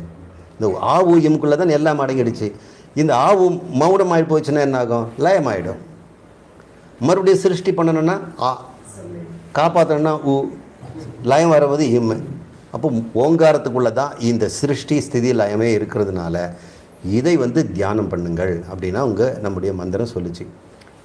எதை அறிந்து கொண்டால் எல்லாம் அறிந்து கொண்டது சமமோ அதை அறிந்து கொள் அப்படின்னு சாந்தோக்கிய உபநிஷத்தில் சொல்லப்படுது. அதில் என்ன சொல்லுது? நாரதருங்கிற ஒருத்தருக்கு உங்களால் தெரியும். அவர் கலகம் மூற்றவர். அவர் சனத்குமாரன்ட்டு பிரம்மனுடைய 4 புத்திரர்கள், மானச புத்திரர்கள் ஒருத்தர்கிட்ட போய், பகவான் நான் ஆத்ம வித்தியை தெரிஞ்சுக்கணும் அப்படின்னு அவர் கேட்குறாரு. சரி, முதல்ல என்கிட்ட நான் தெரிஞ்சுக்கிறது நான் சொல்கிறதுக்கு முன்னாடி உனக்கு என்னென்ன தெரியுன்றதை நீ சொல்லு அப்படின்னு அவர் சொல்கிறார். அவர் பெரிய லிஸ்ட்டு சொல்கிறார். நாரதர் பெரிய லிஸ்ட் சொல்கிறார். ருக்கு, யஜு, சாமம், அதர்வனம், இதிகாசம், புராணம், நட்சத்திர வித்யா, பூம வித்யா, பிரம்ம வித்யா, அப்புறம் ஜன வித்யா, அப்புறம் போர்க்கலை அப்படின்றதுக்கு ஒன்று இருக்குது. சத்திர வித்யா, சத்திர வித்யாங்கிறது போர்க்கலை. அப்புறம் வேத அங்கங்கள் சொல்லக்கூடியதெல்லாம் வேத வித்யாம் அப்படின்னு அவர் சொல்கிறாரு. ஜன வித்தைன்னு சொல்கிறாரு, சர்ப வித்தைன்னு வேறு சொல்கிறார், விஷமுறிவெல்லாம் கண்டுபிடிச்சிடுவேங்கிறார். என்னப்பா இவ்வளோ படித்து வச்சுருக்க, வாழ்நாள் முழுக்க படித்தாதான் இவ்வளோ படிக்க முடியும்னு. ஆமாம், அதை தான் பண்ணிகிட்டு இருந்தேன் அப்படின்னு. இப்போ சனத்குமார் ஒரே அதை சொல்கிறார், நீ வெறும் நாமரூபத்தை படிச்சுட்டு வந்துருக்கிறேன். என்னங்க இப்படி சொல்லிட்டீங்க, நீ படித்ததெல்லாம் வெறும் பேரும் நாமமும் நாமரூபந்தான். நாமரூபத்தை படிச்சுட்டு வந்துருக்கிறிய, நாமரூபம் எங்கே இருக்குது சொல்லு. இப்போது ஒரு பொருள் அறிவாக இருக்கிறதுன்னு வைங்களேன், நாமும் சொல்கிறோம், பேருன்னு சொல்கிறோம். பேருக்கு ஒரு பொருள் இருக்குது இல்லையா? மேகம் அப்படின்னு சொன்ன உடனே நான் உங்களுக்குள்ள அந்த மேகம் தோன்றுகிறது, உடனடியாக உங்களுக்கு மேகத்தினுடைய பொருள் விளங்கிடுச்சு இல்லையா? சரி, இந்த உலகம் இருக்கிறதால நாமரூபம் நான் சொல்லிட்டேன்னு சொன்னால், இந்த நாமரூபம் அறிவு இல்லாமல் இருக்குமா? அறிபவன் இல்லாமல் இருக்குமா? நாமரூபம்னா அறிபவன் இல்லாமல் நாமரூபம் இருக்க முடியாது. அப்போ அறிபவன் வேறு நாமரூபம் வேறையா இருக்குமா? நான் அறிபவன் கிட்ட தான் அது இருந்தாகணும். அது தனியாக மிதந்து ஒரு சினிமாவில் பார்க்குற மாதிரிலாம் பார்க்க முடியாது. இவன்கிட்ட தான் நாமரூபத்தை உண்டாக்கி இவன்கிட்ட தான் அதை பார்க்கணும். இவனே அதை உண்டாக்கி இவனே பார்க்குறாங்கிறதுனால நாமரூபம் இருக்கும் இடம் என்னமாக இருக்க முடியும்? அறிவு பொருளாக இருக்குமா, அறிவற்ற பொருளாக இருக்க முடியுமா? அறிவு பொருளாக இருக்க முடியும். அந்த அறிவு பொருளை தான் நம்ம சைதன்யம் அப்படின்னு சொல்கிறோம். ஞான சுரூபமானது கேவல ஞானமாக எந்த ஒரு நாமரூபமும் இல்லாமல் இருந்து கொண்டிருக்கிறது அப்படின்னு நான் சொல்கிறோம் இல்லையா? அந்த சைதன்யம் என்ற அந்த ஞானம் இல்லாமல், அந்த பிரஜானம் இல்லாமல், ஆத்மா இல்லாமல் நாமரூபங்கள் இருக்காது. இப்போ நாமரூபங்கள் எல்லாம் ஆராய்ச்சி பண்ணுறதை விட அது இருக்கிற இடமாகிய ஆத்மாவை புரிஞ்சிட்டா போதும் இல்லையா? அதைத்தான் நீ கற்றுக்கணும் அப்படின்னு நாரதர்கிட்ட சொல்கிறாரு. இப்போ நாரதனும் பணிவாக சொல்கிறாரு, இவ்வளோ தெரிஞ்சிருக்கேன், எனக்கு வெறும் இந்த பேரை தான் தெரியும், எனக்கு ஆத்ம வித்தை தெரியல. ஆனால் உங்களை போன்ற பெரியவர்கள்லாம் சொல்கிறாங்க, ஆத்மாவை இருந்தவன் சோகத்தை கடக்கிறான் என்று சொல்லியிருக்கிறான். ஆத்மவிது சோகம் தரதி என்று சொல்ல, அதே வார்த்தை அங்கே தான் பயன்படுத்துகிறார். அவர் சாந்தோகோபனிஷத்தில் நாரதர் இந்த 7வது அத்தியாயத்தில் அப்படி சொல்கிறார். அப்படி சொல்லி முடித்த உடனே ஒரு எனக்கு ஆத்மாவை தெரிந்து கொள்ள வேண்டும் அப்படின்னு ஒரு கேட்குறாரு. இப்போ ஆத்மாவை நம்ம அம்பா அடிக்கணும் இல்லையா? இப்போ ஆத்மாவை என்னன்னு தெரிஞ்சு பிரம்மத்தில் எப்படி அடிக்கிறது? இப்போ ஓங்காரத்தை தயார் பண்ணிட்டோம். இந்த சிருஷ்டிங்கிறது வெறும் பெயரும் சொல்லும் மட்டும்தான். இது எடையே கிடையாது. இது இருப்பதற்கு இடம் தருவது அறிவு. நான் அறிவாக இருப்பதால் என்னில் தான் இந்த பிரபஞ்சம் இருக்கிறது அப்படின்னு ஓங்காரத்தில் அவர் கண்டுபிடிச்சிட்டார். இதுதான் இந்த தியானத்தினுடைய முதல் நிலை. இப்போ ஆத்மா எது? இதெல்லாம் நாமரூபத்திற்கு நிலைகளமாக, இருப்பிடமாக, இந்த டிஜிட்டல் இன்ஃபர்மேஷன் இருப்பதற்கு ஒரு சிலிக்கான் சிப்பு தேவைப்படுறது போல் இந்த நாமரூபங்கள் எல்லாம் இருந்து அறிவதற்கு, விளங்குவதற்கு அறிவுன்ற ஒரு பொருள் இருக்கணும் இல்லையா? அந்த அறிவு பொருள் ஆத்மா என்று சொன்னால், அந்த ஆத்மாவை நான் என்னிடம் எங்கே கண்டுபிடிக்கிறது? என்கிட்ட ஆத்மா எங்கே இருக்கிறது அப்படின்னு நாரதர் கேட்குறாருன்னு வைங்க. அதுக்கு சனத்குமார் உடனடியாக ஒரு விளக்கம் தரார். ஒரு ராஜா, அவர் தன்னுடைய பரிவாரங்களோட வெளியே வரார். அந்த பரிவாரங்களில் மந்திரிகள் ஒரு 4-5 பேர் இருப்பாங்க. அப்புறம் பாதுகாவலர்கள், பாடி கார்டு, பிளாக் கேட்ஸோ அது க்ரௌண்ட் கேட்ஸோ யாரோ ஒருத்தர் ஒரு 4-5 பேர் கவசத்தோடு நிற்பாங்க, AK-47ஓட. அப்புறம் மீதி பார்த்தோம் சொன்னால் விசிறத்துக்கு 2 லேடிஸ், எப்பவுமே லேடிஸ் அதுக்கு தான் போட்டிருப்பாங்க, ஆண்கள் விசிற மாட்டாங்க. சினிமாவில் வர்றது தான். அப்புறம் அவருக்கு ஒரு வெண்கொற்ற கொடையை பிடிக்கிறதுக்கு ஒருத்தர் நின்றுட்டுருப்பார். அவருடைய பதாகைகள், அவருடைய குரங்கு சின்னமோ அவருடைய கொடி இருக்கும் இல்லையா, அந்த கொடி பறக்கணும். அவர் போகிற யார் வராங்கன்னு தெரியணும். அதனால் அந்த ரதம் ஓட்டுறவர், இது மாதிரி நிறைய பேர் கூட்டமாக நிற்கிறாங்க. ராஜாவும் நிற்கிறார். அப்போ ஒரு பைஸ்டாண்டர் ஒருத்தருங்க இந்த பவனி வரும்போது ஜனங்கள்லாம் பேரிகேட்டில் நின்று இருப்பாங்களா, அப்படி யார் ராஜா ராஜான்னு கேட்டுட்ருக்காங்க. அப்போது அவங்க எல்லாரும் கூட்டத்தை பார்க்குறோம் இல்லையா? இல்லை ஃபோட்டோகிராஃபே வச்சுக்கிங்களேன், நிஜமான ஆள் ஃபோட்டோகிராஃபில் இந்த கூட்டத்தில் யார் ராஜா அப்படின்னு. சில சமயம் நாமளே குரூப் ஃபோட்டோ எடுத்துருக்கும் போது நான் அப்படின்னு ரவுண்டு போட்டு நம்ம போடணும். இப்போ யாராவது நீ எது இதில் அப்படின்னு கேட்குறோன்னு வைங்க. அப்போ நம்ம என்ன சொல்ல முடியும்? எல்லாரும் ராஜாவை சேர்த்து தான் பார்க்குறாங்க. அங்கே இருக்கக்கூடிய 10 பேரை பார்க்கும்பொழுது ராஜாவை சேர்த்து தான் பார்க்குறாங்க. ஆனால் ராஜாவை பார்த்து கொண்டே தெரியல, பார்த்துட்டு தான் இருக்கிறாங்க. ஆனால் யார் ராஜான்னு தான் தெரியல. அப்படி தான்டா, நீ ஆத்மாவை நீ பார்த்துக்கிட்டு தான் இருக்கிற, ஆனால் உனக்கு எது ஆத்மான்னு தெரியல அப்படின்னு அந்த நாரதருக்கு ஒரு நல்ல ஒரு நங்குன்னு கொட்டுறாரு. ஆத்மாவை நீ பார்க்காம இல்லை, புதுசாக இங்கே பார் குலோப் ஜாமுன், இந்த ரசகுல்லா, இது வடை, இது பஜ்ஜி அப்படின்னு ஆத்மா அப்படின்னு காட்ட முடியாது. நீ பார்த்துட்டே தான் இருக்கிற. அப்படியா? இப்படி ராஜாவை பார்த்து கொண்டு யார் ராஜான்னு கேட்குற மாதிரி. அப்போ நாம் என்ன பண்ண முடியும்? இந்த கொடை பிடிக்கிறவன் இல்லை, இந்த பக்கத்தில் வந்து குள்ளமாக ஒருத்தர் இருக்கிறாரு, அதுதான் மந்திரி, அவர் இல்லை, இவர் வந்து பாடி கார்டு கொஞ்சம் 6 அடி உயரமாக நல்லா தாவாட்ட சட்டமாக இருக்கா, அவர் இல்லை, இந்த விசிறவங்க இல்லை, அவர் இல்லை, இவர் இல்லைன்னு அப்படி 9 பேர் தள்ளின உடனே அவன் என்ன சொல்லலாம்? போதும் நிறுத்து. என்ன தெரிஞ்சுக்கிட்டான்? புதுசாக பார்த்தானா ராஜாவை? முன்னே பார்த்துட்டு தான். இதைத்தானே வந்து அந்த அரண்மனை பார்வேந்தே என்னை பார்வேந்தே அப்படின்னு தருணி இந்த திருவிளையாடல் ஒவ்வொருத்தர்கிட்டையும் மண்டி போட்டு கேட்பான் யார் ராஜான்னு. அவங்க வைக்கப்பட்டு நான் இல்லைன்னு தான் சொல்கிறாங்க. அப்புறம் ராஜா கிட்ட போய் நான் தான் ராஜான்னு ராஜா சொன்னாரா? இல்லை. அது மாதிரி ஆத்மா நான் தான் ஆத்மான்னு சொல்லாது. நீ தான் எப்பவும் பார்த்துட்டு இருக்கிறல்ல. நீ செய்ய வேண்டியதான் ஆத்மா அல்லாததை நீக்க வேண்டியது தான் பாக்கி. எதெல்லாம் ராஜா இல்லைன்னு தள்ளுறியோ அது மாதிரி நீ எது ஆத்மா நினச்சிட்டு இருந்தியோ, ஆத்மாங்கிறது நான் நீ எதை நினச்சிட்டு இருந்தியோ அந்த நினைப்பெல்லாம் நீக்கிட்டினா உனக்கே அது தெரியும்டா யாருன்னு. நான் எதுக்கு நான் உங்களுக்கு காட்டணுங்கிறார். இப்போ ஆத்மாவை தயார் பண்ணிட்டோமா? இப்போ இந்த ஆத்மா வந்து இப்போ நாம் தெரிஞ்சுக்கிட்டோம். ஆத்மாவை நாம் அறியாமல் இல்லை. மற்ற எல்லா பொருளையுமே அறிந்த பிறகு அனுபவிக்கிறோம். இதை முன்னாடியே சொல்லிட்டேன். நான் போன முறை ஏதோ சொன்னேன். ஒன்றை அறிந்த பிறகு நாம் அனுபவிக்கிறோம். ஏன்னா கடைக்கு போகும்போதே நம்ம அறிந்த பிறகு தான் ஆர்டர் பண்ணுறோம். மெனுவை பார்த்து இதெல்லாம் பார்த்துட்டு இதெல்லாம் அறிந்த பிறகு ஆர்டர் பண்ணுறோம். அப்புறம் அதை அனுபவிக்கிறோம். அறிவு முந்தி, அனுபவம் பிந்தி. இந்த ஆத்மா விஷயத்தில் அனுபவம் எப்பவுமே இருந்துகிட்டு தான் இருக்குது. ஆனால் அனுபவிச்சுக்கிட்டே அது எதுன்னு தெரியாமல் இருக்கிறோம். அப்போ அறிவு தான் பிந்தி. இந்த நிலையில் வந்து நாம் அனுபவம், எனக்கு ஆத்மாவை தெரிந்து கொண்டேன், எனக்கு அந்த அனுபவத்தை எனக்கு கொடுங்க அப்படின்னு நிறைய பேர் கேட்குறாங்க. ஆத்மா அனுபவத்தை தேடிக்கிட்டு இருக்கிறேன். 16 வருஷமாக ஒருத்தர் தேடுறாரு. என்னென்னா ஆத்மா அனுபவத்தை. ஆத்மாவை தவிர வேறு அனுபவமே உனக்கு கிடையாது அப்படி சொன்னால் ஒத்துக்க மாட்டான். அது தனியாக எனக்கு ஆத்மா ஒன்று எடுத்து காட்டினோன்னா நாம் எப்படி ராஜான்னு எடுத்து புதுசாக காட்டணும்? பார்த்துட்டு இருக்கிறல்ல ராஜாவை. நீ ராஜா அல்லாத நீக்கினா போதும் இல்லை. அப்போ உங்ககிட்ட இருக்கக்கூடிய ஆத்மாவை மறைத்து கொண்டிருக்கிற அனாத்மாக்களை நீக்கு. உன் அறிவையே நீ மூடி வச்சிருக்கிற. உனக்கு தெரியாமலே ஆத்மா இல்லை, அது தெரிந்தது தான். ஆனால் நீ தெரியாதவன் என்று வேற ஏதோ நான் என்று சொல்லி கொண்டிருந்ததுனால குரு என்ன செய்ய போகிறாரு? இதுதான் ஆத்மா அப்படின்னு வந்து தொட்டெல்லாம் காட்ட மாட்டார். நீ இதெல்லாம் ஆத்மா நினச்சிட்டு இருந்த இல்லையா, அதெல்லாம் கிடையாதுன்னு தான் சொல்லுவார். அது சொல்லி முடிக்கிறதுக்கு முன்னாடியே குருக்கிட்ட ஒரு சலாம் போட்டு போயிடுவார். நான் தான் இதான் என் புரிஞ்சுக்கிட்டேன் அப்படி. உங்களுக்கெல்லாம் புரிஞ்சிருக்குன்னு நினைக்கிறேன். ஆத்மா என்பது நான் தான். நீங்கள் நானுன்னு எதை சொல்கிறீங்களோ அதெல்லாம் ஆத்மா தான். தப்பாக சொன்னாலும் ஆத்மா தான், அதை ஒத்துக்குங்க. மனமும் ஆத்மா தான், புத்தியும் ஆத்மா தான், உங்களுடைய எண்ணங்களெல்லாம் ஆத்மா தான்.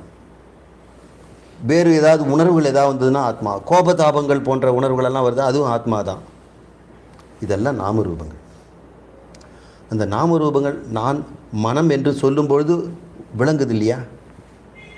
புத்தின்னு சொல்லும்போது உங்களுக்கு விளங்குது இல்லையா? கோபம்னு சொல்லும்போது விளங்குது இல்லையா? எங்கே விளங்குது? அது உங்ககிட்ட தானே விளங்குச்சு. அதுதான் நீ, அதுதான் ஆத்மா. அப்போ அது கோபம் எண்ணம்னா அதனால் விளக்கப்படுவது, விளங்கிக் கொள்வது. அது விளக்கப்படுவது வேற இல்லையா?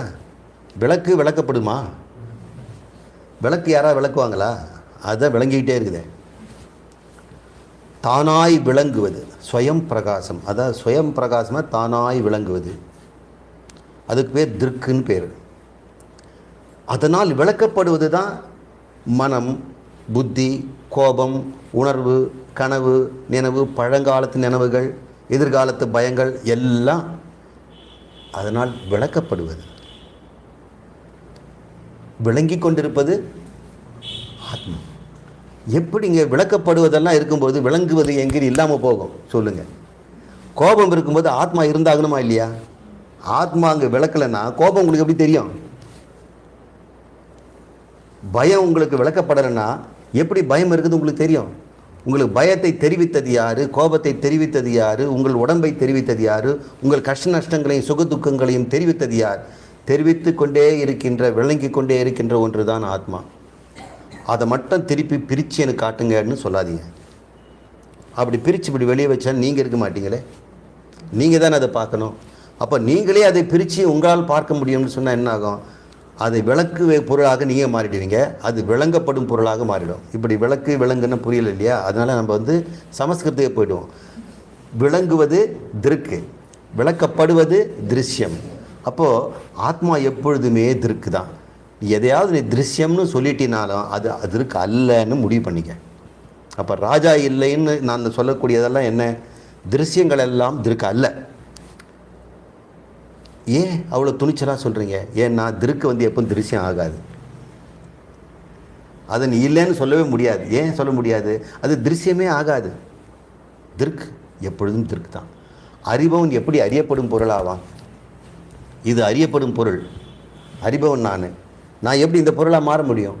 நான் அறியப்படும் பொருளாக ஆகவே மாட்டேன் என்று தெரியும் பொழுது அந்த ஆத்மாவை நாம் இனம் கண்டு கொண்டு இன்னும் மறுபடியும் யாராவது ஆத்மா எதுன்னு கேட்காதீங்க. இந்த கேள்வியை நீங்கள் கேட்டிங்கன்னு சொன்னால் வேறு ஏதாவது ஒரு டீச்சர்கிட்ட போயிட்டு 16 வருஷம் நீங்கள் பாடாப்படுத்திட்டு அதுக்கப்புறமும் அவருக்கும் தெரியாமல் உங்களுக்கும் தெரியாமல் நீங்கள் சலித்து போய் வெளியே வந்துடுவீங்க. ஆத்மாவை தெரிந்து கொள்ளாமல் எவனுமே இல்லை. ஆத்மாவை அனுபவிக்காத எந்த உயிரினமே இல்லை. ஒரு குழப்பம்தான் இருக்குது.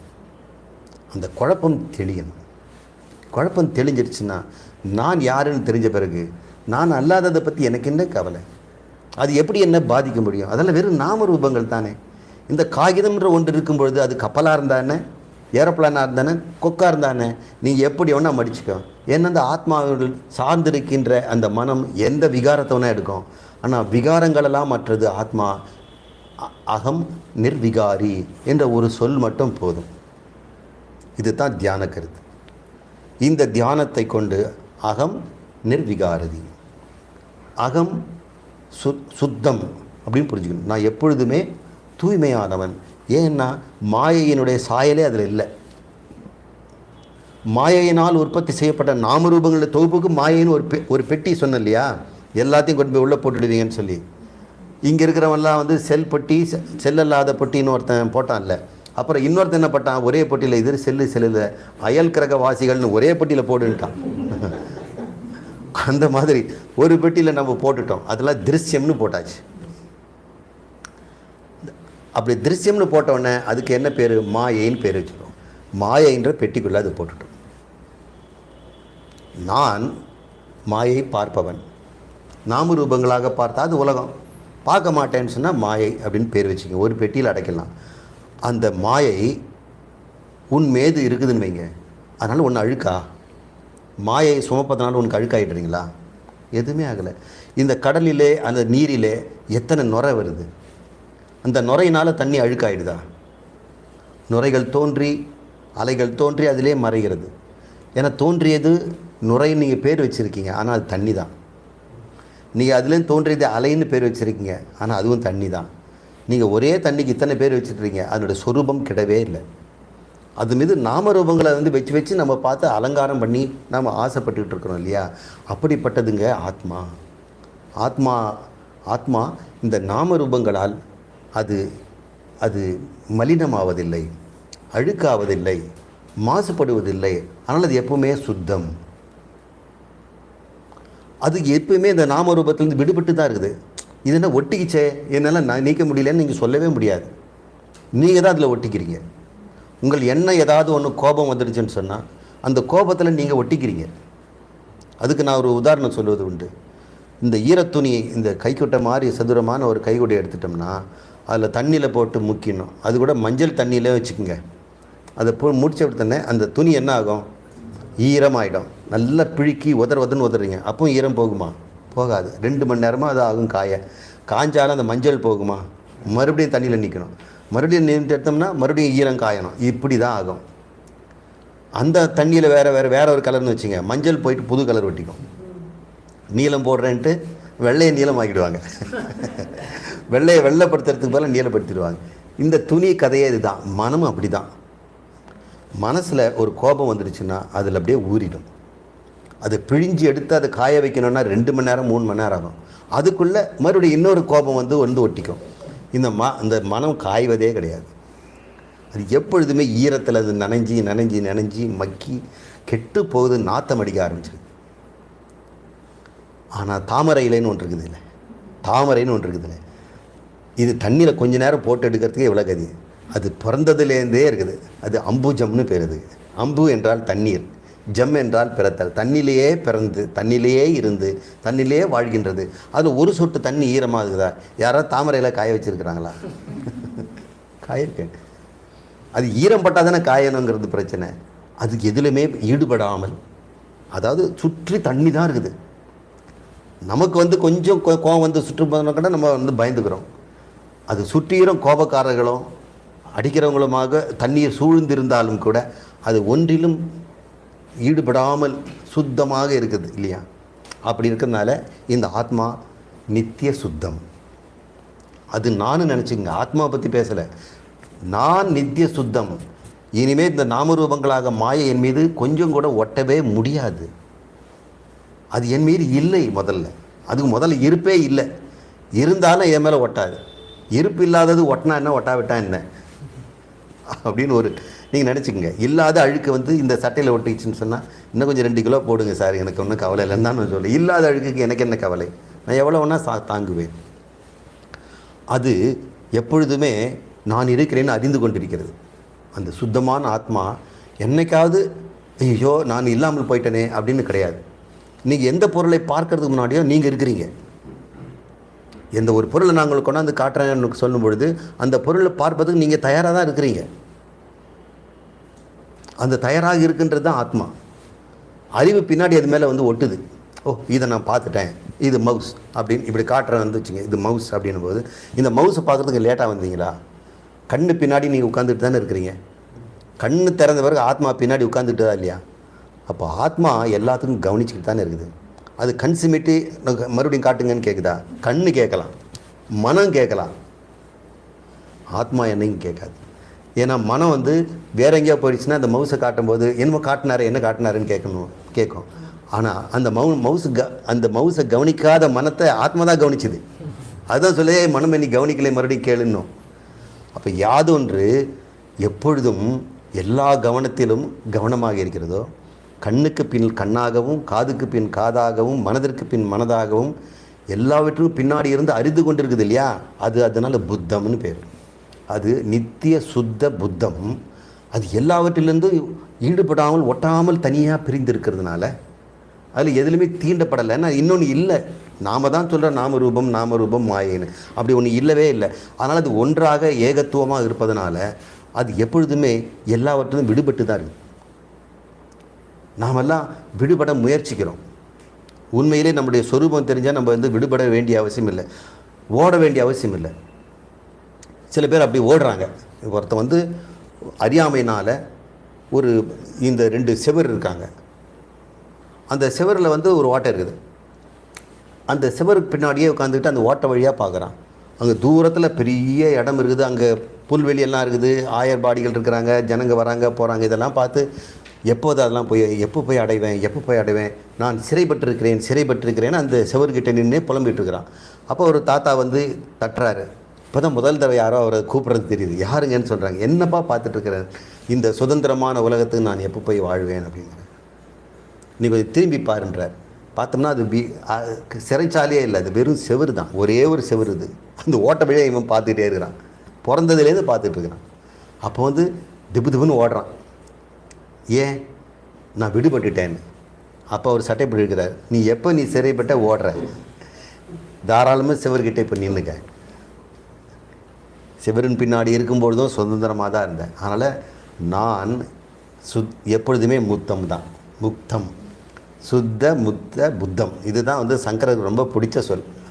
அவருடைய பாஷ்யத்தில் படிக்கும்போது தான் எங்கேயாவது ஒரு இடத்துல ஒரு 2-3 இடத்துல வந்து இந்த ஆத்மா நித்திய சுத்த புத்த முக்தம்னு சொல்லாமல் இருக்கவே மாட்டார். இதை நம்ம வந்து எப்பொழுதும் மறக்கக்கூடாது. நான் யாருன்னு கேட்கும் பொழுது நான் நித்திய சுத்தம்னு நினச்சிக்கணும். சுத்தம்னா என் மேலே எதுவுமே ஒட்டாது. நான் ஒரு தாமரை இலை. என்னுடைய மனம் வந்து கைக்குட்ட துணி மாதிரி எந்தெந்த உணர்வுலேயே போய் துவைஞ்சிட்டு அதை பிழியணும், அதெல்லாம் பண்ணிக்கிட்டோம். அதெல்லாம் என்னை அறியாத ஒரு நாடி நான் வந்து நினைப்பதும் பிழிவதுமாக காய வைப்பதுமாக இருந்தேன்.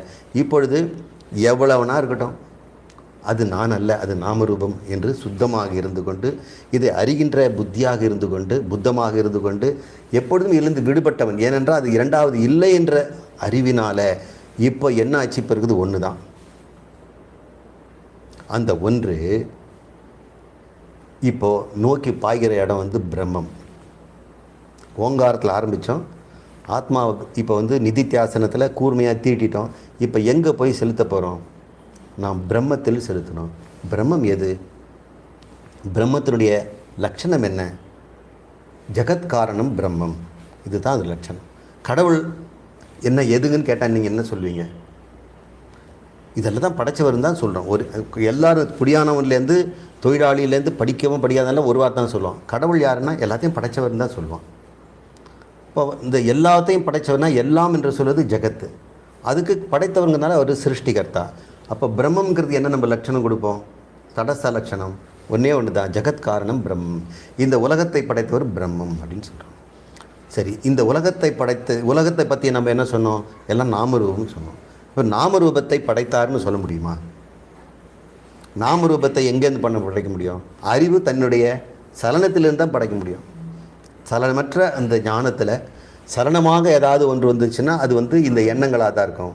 அதனால் அவர் பார்க்கிறார். அவர் என்னத்தை பார்க்குறார்? அவர் சிருஷ்டிக்கு சென்ற பிரபஞ்சத்தை, சென்ற லயமாகின்ற போன கல்பத்தில் இருந்த பிரபஞ்சத்தை மறுபடியும் திருப்பி பார்க்குறார்.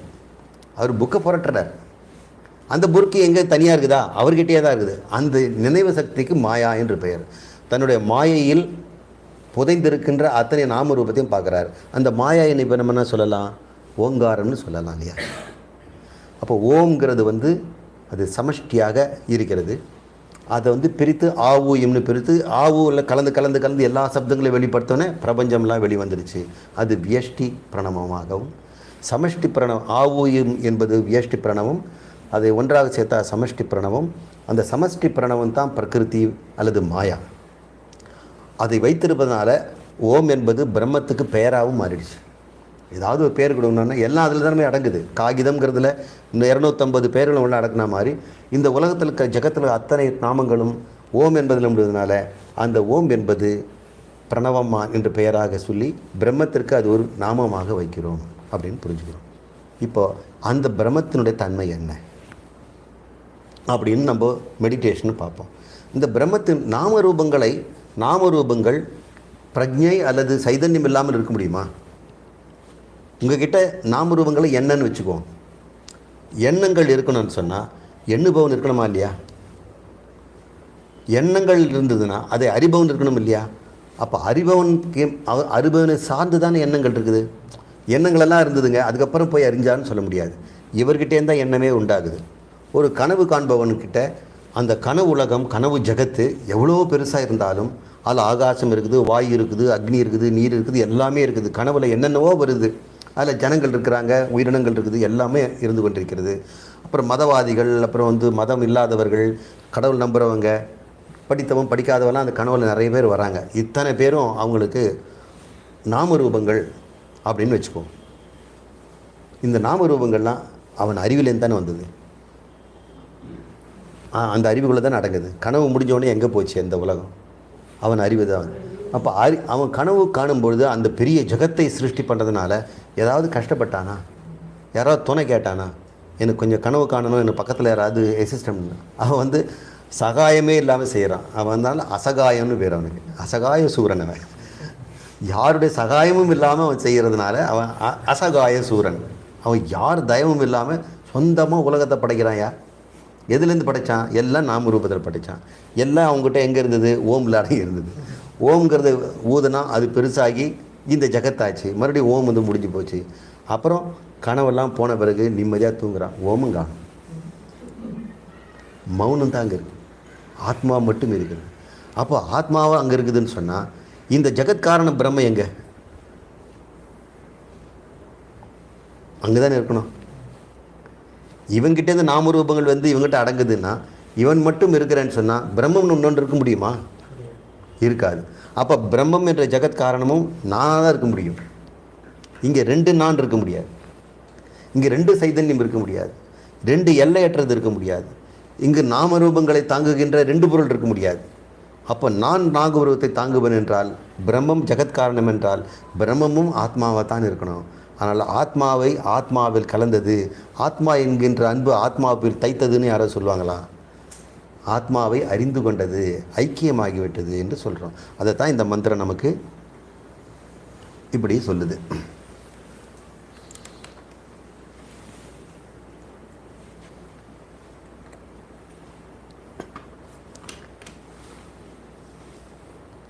இந்த ஆத்மா என்றால் உபதேசத்தால் கூர்மைப்படுத்தப்பட்ட ஆத்மா இந்த உபதேச ஞானத்தை கொண்டு பிரணவத்தை ஆராய்ச்சி செய்து அதனுடைய வேகத்தினால் தன்னுடைய தன்மையும் பிரம்மத்தின் தன்மையும் ஒன்று என்று அறிந்து அதோடு கலந்தது. அது வேத்தவியம்ன்றது வந்து நம்ம எப்படி புரிஞ்சுக்கணும்னா, அதில் தைத்து அதில் புதைந்து அதில் ஒன்றாக ஐக்கியமாகிட்டு, எப்படி ஒரு சரம் அம்பு அந்த இலக்கில் சென்று ஐக்கியமாகிவிட்டதோ. ஏன்னா முதல்ல வில்லில் இருந்தது, அடித்து முடித்த பிறகு என்னாச்சு, டார்கெட்டில் போய் ஒட்டிச்சு. இப்போ 2ன்னு சொல்ல முடியாது, டார்கெட்டு அம்பு ஒன்றாயிடுது. அந்த மாதிரி இந்த ஆத்மாவானது அந்த பிரம்மத்தினுடைய லட்சணத்தில் டார்கெட்லேயே போய் ஐக்கியமாயிடுது, பவேத் ஆகிவிட்டது. இதுதான் மோட்சம். இந்த நிலை வந்து நம்ம மோட்சம் அப்படின்னு சொல்கிறோம். இந்த ஞானத்தை மோட்சங்கிறோம். மோட்சம்னா என்ன? எல்லாவற்றிலிருந்து விடுபட்டு விட்டாய். எதுலேருந்து? எல்லாத்திலும் உன்னுடைய துன்பங்கள்லேருந்து விடுபட்டு விட்டாய். துன்பங்கள் எங்கேருந்து வந்தது? சுற்றுச்சூழலேருந்து வந்தது. சுற்றுச்சூழல் என்பது என்ன? உலகம். உலகம் என்பது என்ன? நாமரூபங்கள். நாமரூபங்களாகிய உலகத்தில் இருந்தது. நாமரூபாகிய மனம் அறிந்து நாமரூபமாகிய இந்த அகங்காரம் அதை பற்றி துன்பப்பட்டது. நாமரூபங்களை நான் உதாசீனம் செய்கிறேன், அது என்னை தவிர அது வேறல்ல. நான் என்னிடம் தோன்றுகின்ற கொப்புளங்கள் கடலாக நீராக தூய ஞானமாகி இருக்கின்ற எண்ணிலே தோன்றுகின்ற அலைகளாகவும் நுரைகளாகவும் தான் இந்த பிரபஞ்சமும் இருக்கிறது என்று ஒருவன் தன்னை அறிந்து கொள்வது தான் மிக இந்த முண்டக உபனிஷத்திலேயே இந்த பிரம்ம ஞான ஐக்கியத்தை சொல்லுகின்ற இந்த மந்திரத்தை நாம் மறந்துடவே கூடாது.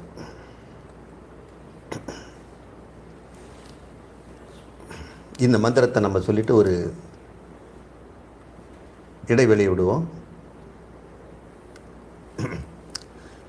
யஸ்மின் தியவ் பிருத்வி ச அந்தரிக்ஷம் ஓதம் மனஹ சஹ பிராணைச்ச சர்வைஹி தம் ஏவ ஏகம் ஜானத ஆத்மானம் அன்யா வாச்சோ விமுஞ்சத அமிர்தஸ்ய ஏஷ சேது சேதுகு அப்படின்னு முடிக்கணும். இங்கே சர்வைன்னு வரும்போது சர்வைஹி அப்படின்னு வரணும். இந்த விசர்க்கத்தை நம்ம வந்து அது முன்னாடி இருக்கிற சப்தத்தினுடைய ஏற்ற மாதிரி நம்ம பண்ணோம்.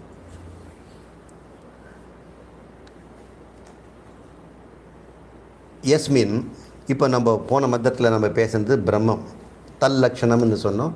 அந்த நம்முடைய லட்சணமாகிய இலக்காகிய அந்த பிரம்மத்திலிருந்து தான் தியவ் என்று சொல்லக்கூடிய வானுலகங்கள், அதாவது நம்ம வந்து நம் வாழ்கின்ற உலகம் இல்லாமல் வேறு ஏதாவது ஒரு டைமென்ஷன் இருந்ததுன்னா அதை தியவ்னு போட்டுடுவோம்.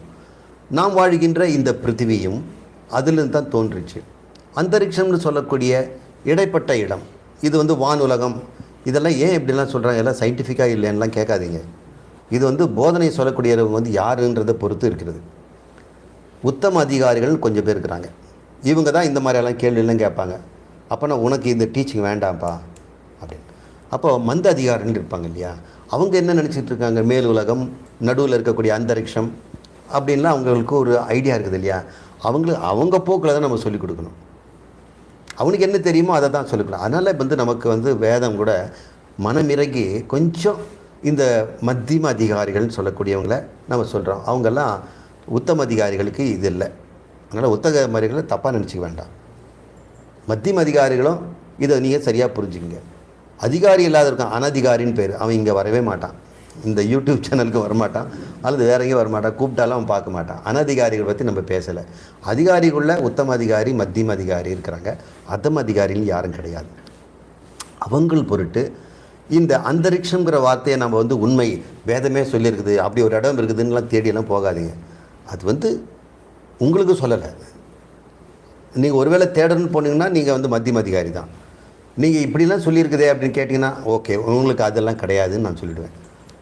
வேதாந்தத்தை நம்ம வந்து குருவின் துணையோடு தான் படிக்கணும். ஏன்னா அவர் தான் வந்து இந்த வித்தியாசத்தை உங்களுக்கு சொல்லுவார். இல்லைன்னா உங்களுக்கு முரண்பாடு தெரியும். ஒரு இடத்துல 2 தான் இல்லை, ஒன்று தான் பிரம்மம் இருக்குது, இது மாதிரி நிறைய இருக்குதுன்னு வேறு சொல்கிறீங்க. அப்புறம் சயின்டிஃபிக் ஒத்துக்காததான்லாம் நீங்கள் சொல்கிறீங்க அப்படிலாம் கேட்கக்கூடாது. தியவு என்று சொல்லக்கூடியதெல்லாம் தியோதனாத்மகம், ஒளி பொருந்திய இடங்கள். அதாவது ஸ்தூல சரீரம் வந்து அவங்களுக்கு ஒளி பொருந்தியதாக இருக்கும் அப்படின்னு அர்த்தம். உண்மையில் சொல்லப்போனால் தியவுங்கிறது வார்த்தைகள் வந்து இந்த ஒளிங்கிறத வந்து நம்ம ஃபிசிக்கல் லைட்னு நினச்சிக்கிறோம், பௌதிக ஒளின்னு அப்படி நினச்சிக்கூடாது. உங்கள் எண்ணங்களுக்கு நீங்கள் ஒளி ஊட்டின பிறகு தான் எண்ணங்களெல்லாம் தெரியுது. ஒரு ஒளியை நீங்கள் பாய்ச்சிறீங்க, அந்த ஒளியை பாய்ச்சல்னா உங்களுக்கு குழப்பமாக இருக்கும்.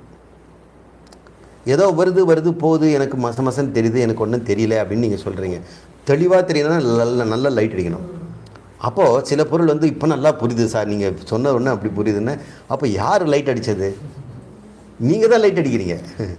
நான் வந்து சொற்களை தான் பயன்படுத்தினேன். அந்த சொற்கள் வந்து உங்களுக்குள்ள ஒரு விளக்கத்தை உண்டாக்குது பாருங்கள். அப்போ விளக்கு உங்ககிட்ட ஏற்கனவே இருக்குது. அது வந்து விளங்கி கொள்ளும் பொழுது அந்த சொல் விளக்கங்கள்லாம் உங்ககிட்ட ஏற்படுது. அதுதான் ஸ்புரணம்னு சொல்கிறோம். அப்படி சொல்லும் பொழுது அந்த ஸ்புரணம் நிலையை தான் தியவுன்னு சொல்கிறாங்க. இந்த எண்ணங்களாக இருக்கக்கூடியது. ஒரு மனிதன் இறந்த பிறகு அந்த ஸ்தூல சரீரத்தை நம்ம புதைச்சிடுறோம், எல்லாம் எரிச்சிடுறோம். இருந்தாலும் அவன் இருக்கிறான் இல்லையா? அவன் இருக்கிறான்னா அவன் யார்? அவன் எண்ணங்களாக தானே இருப்பான். எண்ணங்களை விட்டு ஒரு மனுஷன் இருப்பானா? ஒரு ஜீவன் இருக்குதுன்னா அவன் எண்ணங்களோட தான் வாழறான். எண்ணத்தில் என்ன சொல்லுவான்? நான் இந்த ஊர், இப்போ இந்த ஊர் சேர்ந்தவன், இந்த ஜாதி சேர்ந்தவன், இவங்கெல்லாம் எங்கள் சொந்தக்காரங்க, இது என்னுடைய வீடு, அந்த நினைப்பில் தான் இருப்பான். எங்கே என்னுடைய கைத்தடி, எங்கே என்னுடைய அங்கவஸ்திரம், என்னோடய தொப்பி எங்கே, என் செருப்பு எங்கேன்னு தான் அவன் தேடுவான். செத்த பிறகு தேடுவான்ல, அவன் எண்ணம் அது தானே. அவன் வீட்டு உள்ள தான் இருப்பான். அவனுக்கு ஒரு உடம்பு இருக்குதான் அவன் நினைக்கிறான்ல. உடம்பு நமக்கு தெரியும், நம்ம இறைச்சிட்டோன்னு. அவன் வந்து போக மாட்டாங்கிறான். 10 நாள் வரைக்கும் இங்கே தான் இருப்பான். அவனுக்கு லைசன்ஸ் இல்லை. அந்த 10 நாள் வரைக்கும் இருக்கிற வரைக்கும் அவன் என்ன நினச்சிட்டு இருப்பான்? அவனுக்கு ஒரு உடம்பு இருக்குதுன்னு தான் நினைப்பான். அவன் கைத்தடி எங்கேன்னு, செருப்பு எங்கே தேடிட்டு தானே இருப்பான். அவன் தட்டில் இன்னொரு தட்டு சாப்பிட்டோம்னாக்கா என் தட்டு நீ எடுக்காத அப்படின்னு சொல்கிறதுக்கு வருவான். அப்போது அவங்ககிட்ட அவன் நம்ம சொல்கிற ஒவ்வொரு ஜீவனும் யாருன்னா அவனுடைய எண்ணங்கள் தான். இந்த எண்ணங்கள் தொகுப்பாக இருக்கிறதுனால அவன் ஒரு சரீரத்தை உற்பத்தி பண்ணிக்கிறான். அவனுக்கு அந்த சரீரம் எப்படி? அதுதான் தியவு. கனவுல ஒரு சரீரம் நமக்கு இருக்குதா இல்லையா? எத்தனையோ சரீரம் இருக்குது. நீங்கள் கனவுலையும் போகிறீங்க. கனவுல போகும்போது பல நேரத்தில் வந்து நம்ம வந்து சில சமயத்தில் வந்து ட்ரெஸ்ஸே போடாமல் போயிட்ட மாதிரி இருக்கும். ஆஃபீஸுக்கு போயிடுவோம், ஐயோ மேலே வந்து சட்டை போடாமல் வந்துட்டோமே. எனக்கு வந்துருக்குது அந்த மாதிரி. கிளாஸில் லெக்சர் எடுக்க போகும்போது நான் பனியனோடு இருக்கிறேன், நான் எங்கே வந்து கிளாஸ் எடுக்கிறது, எனக்கு இப்போ பசங்களோட நம்ம போக முடியாதுன்னு கனவு வரும்.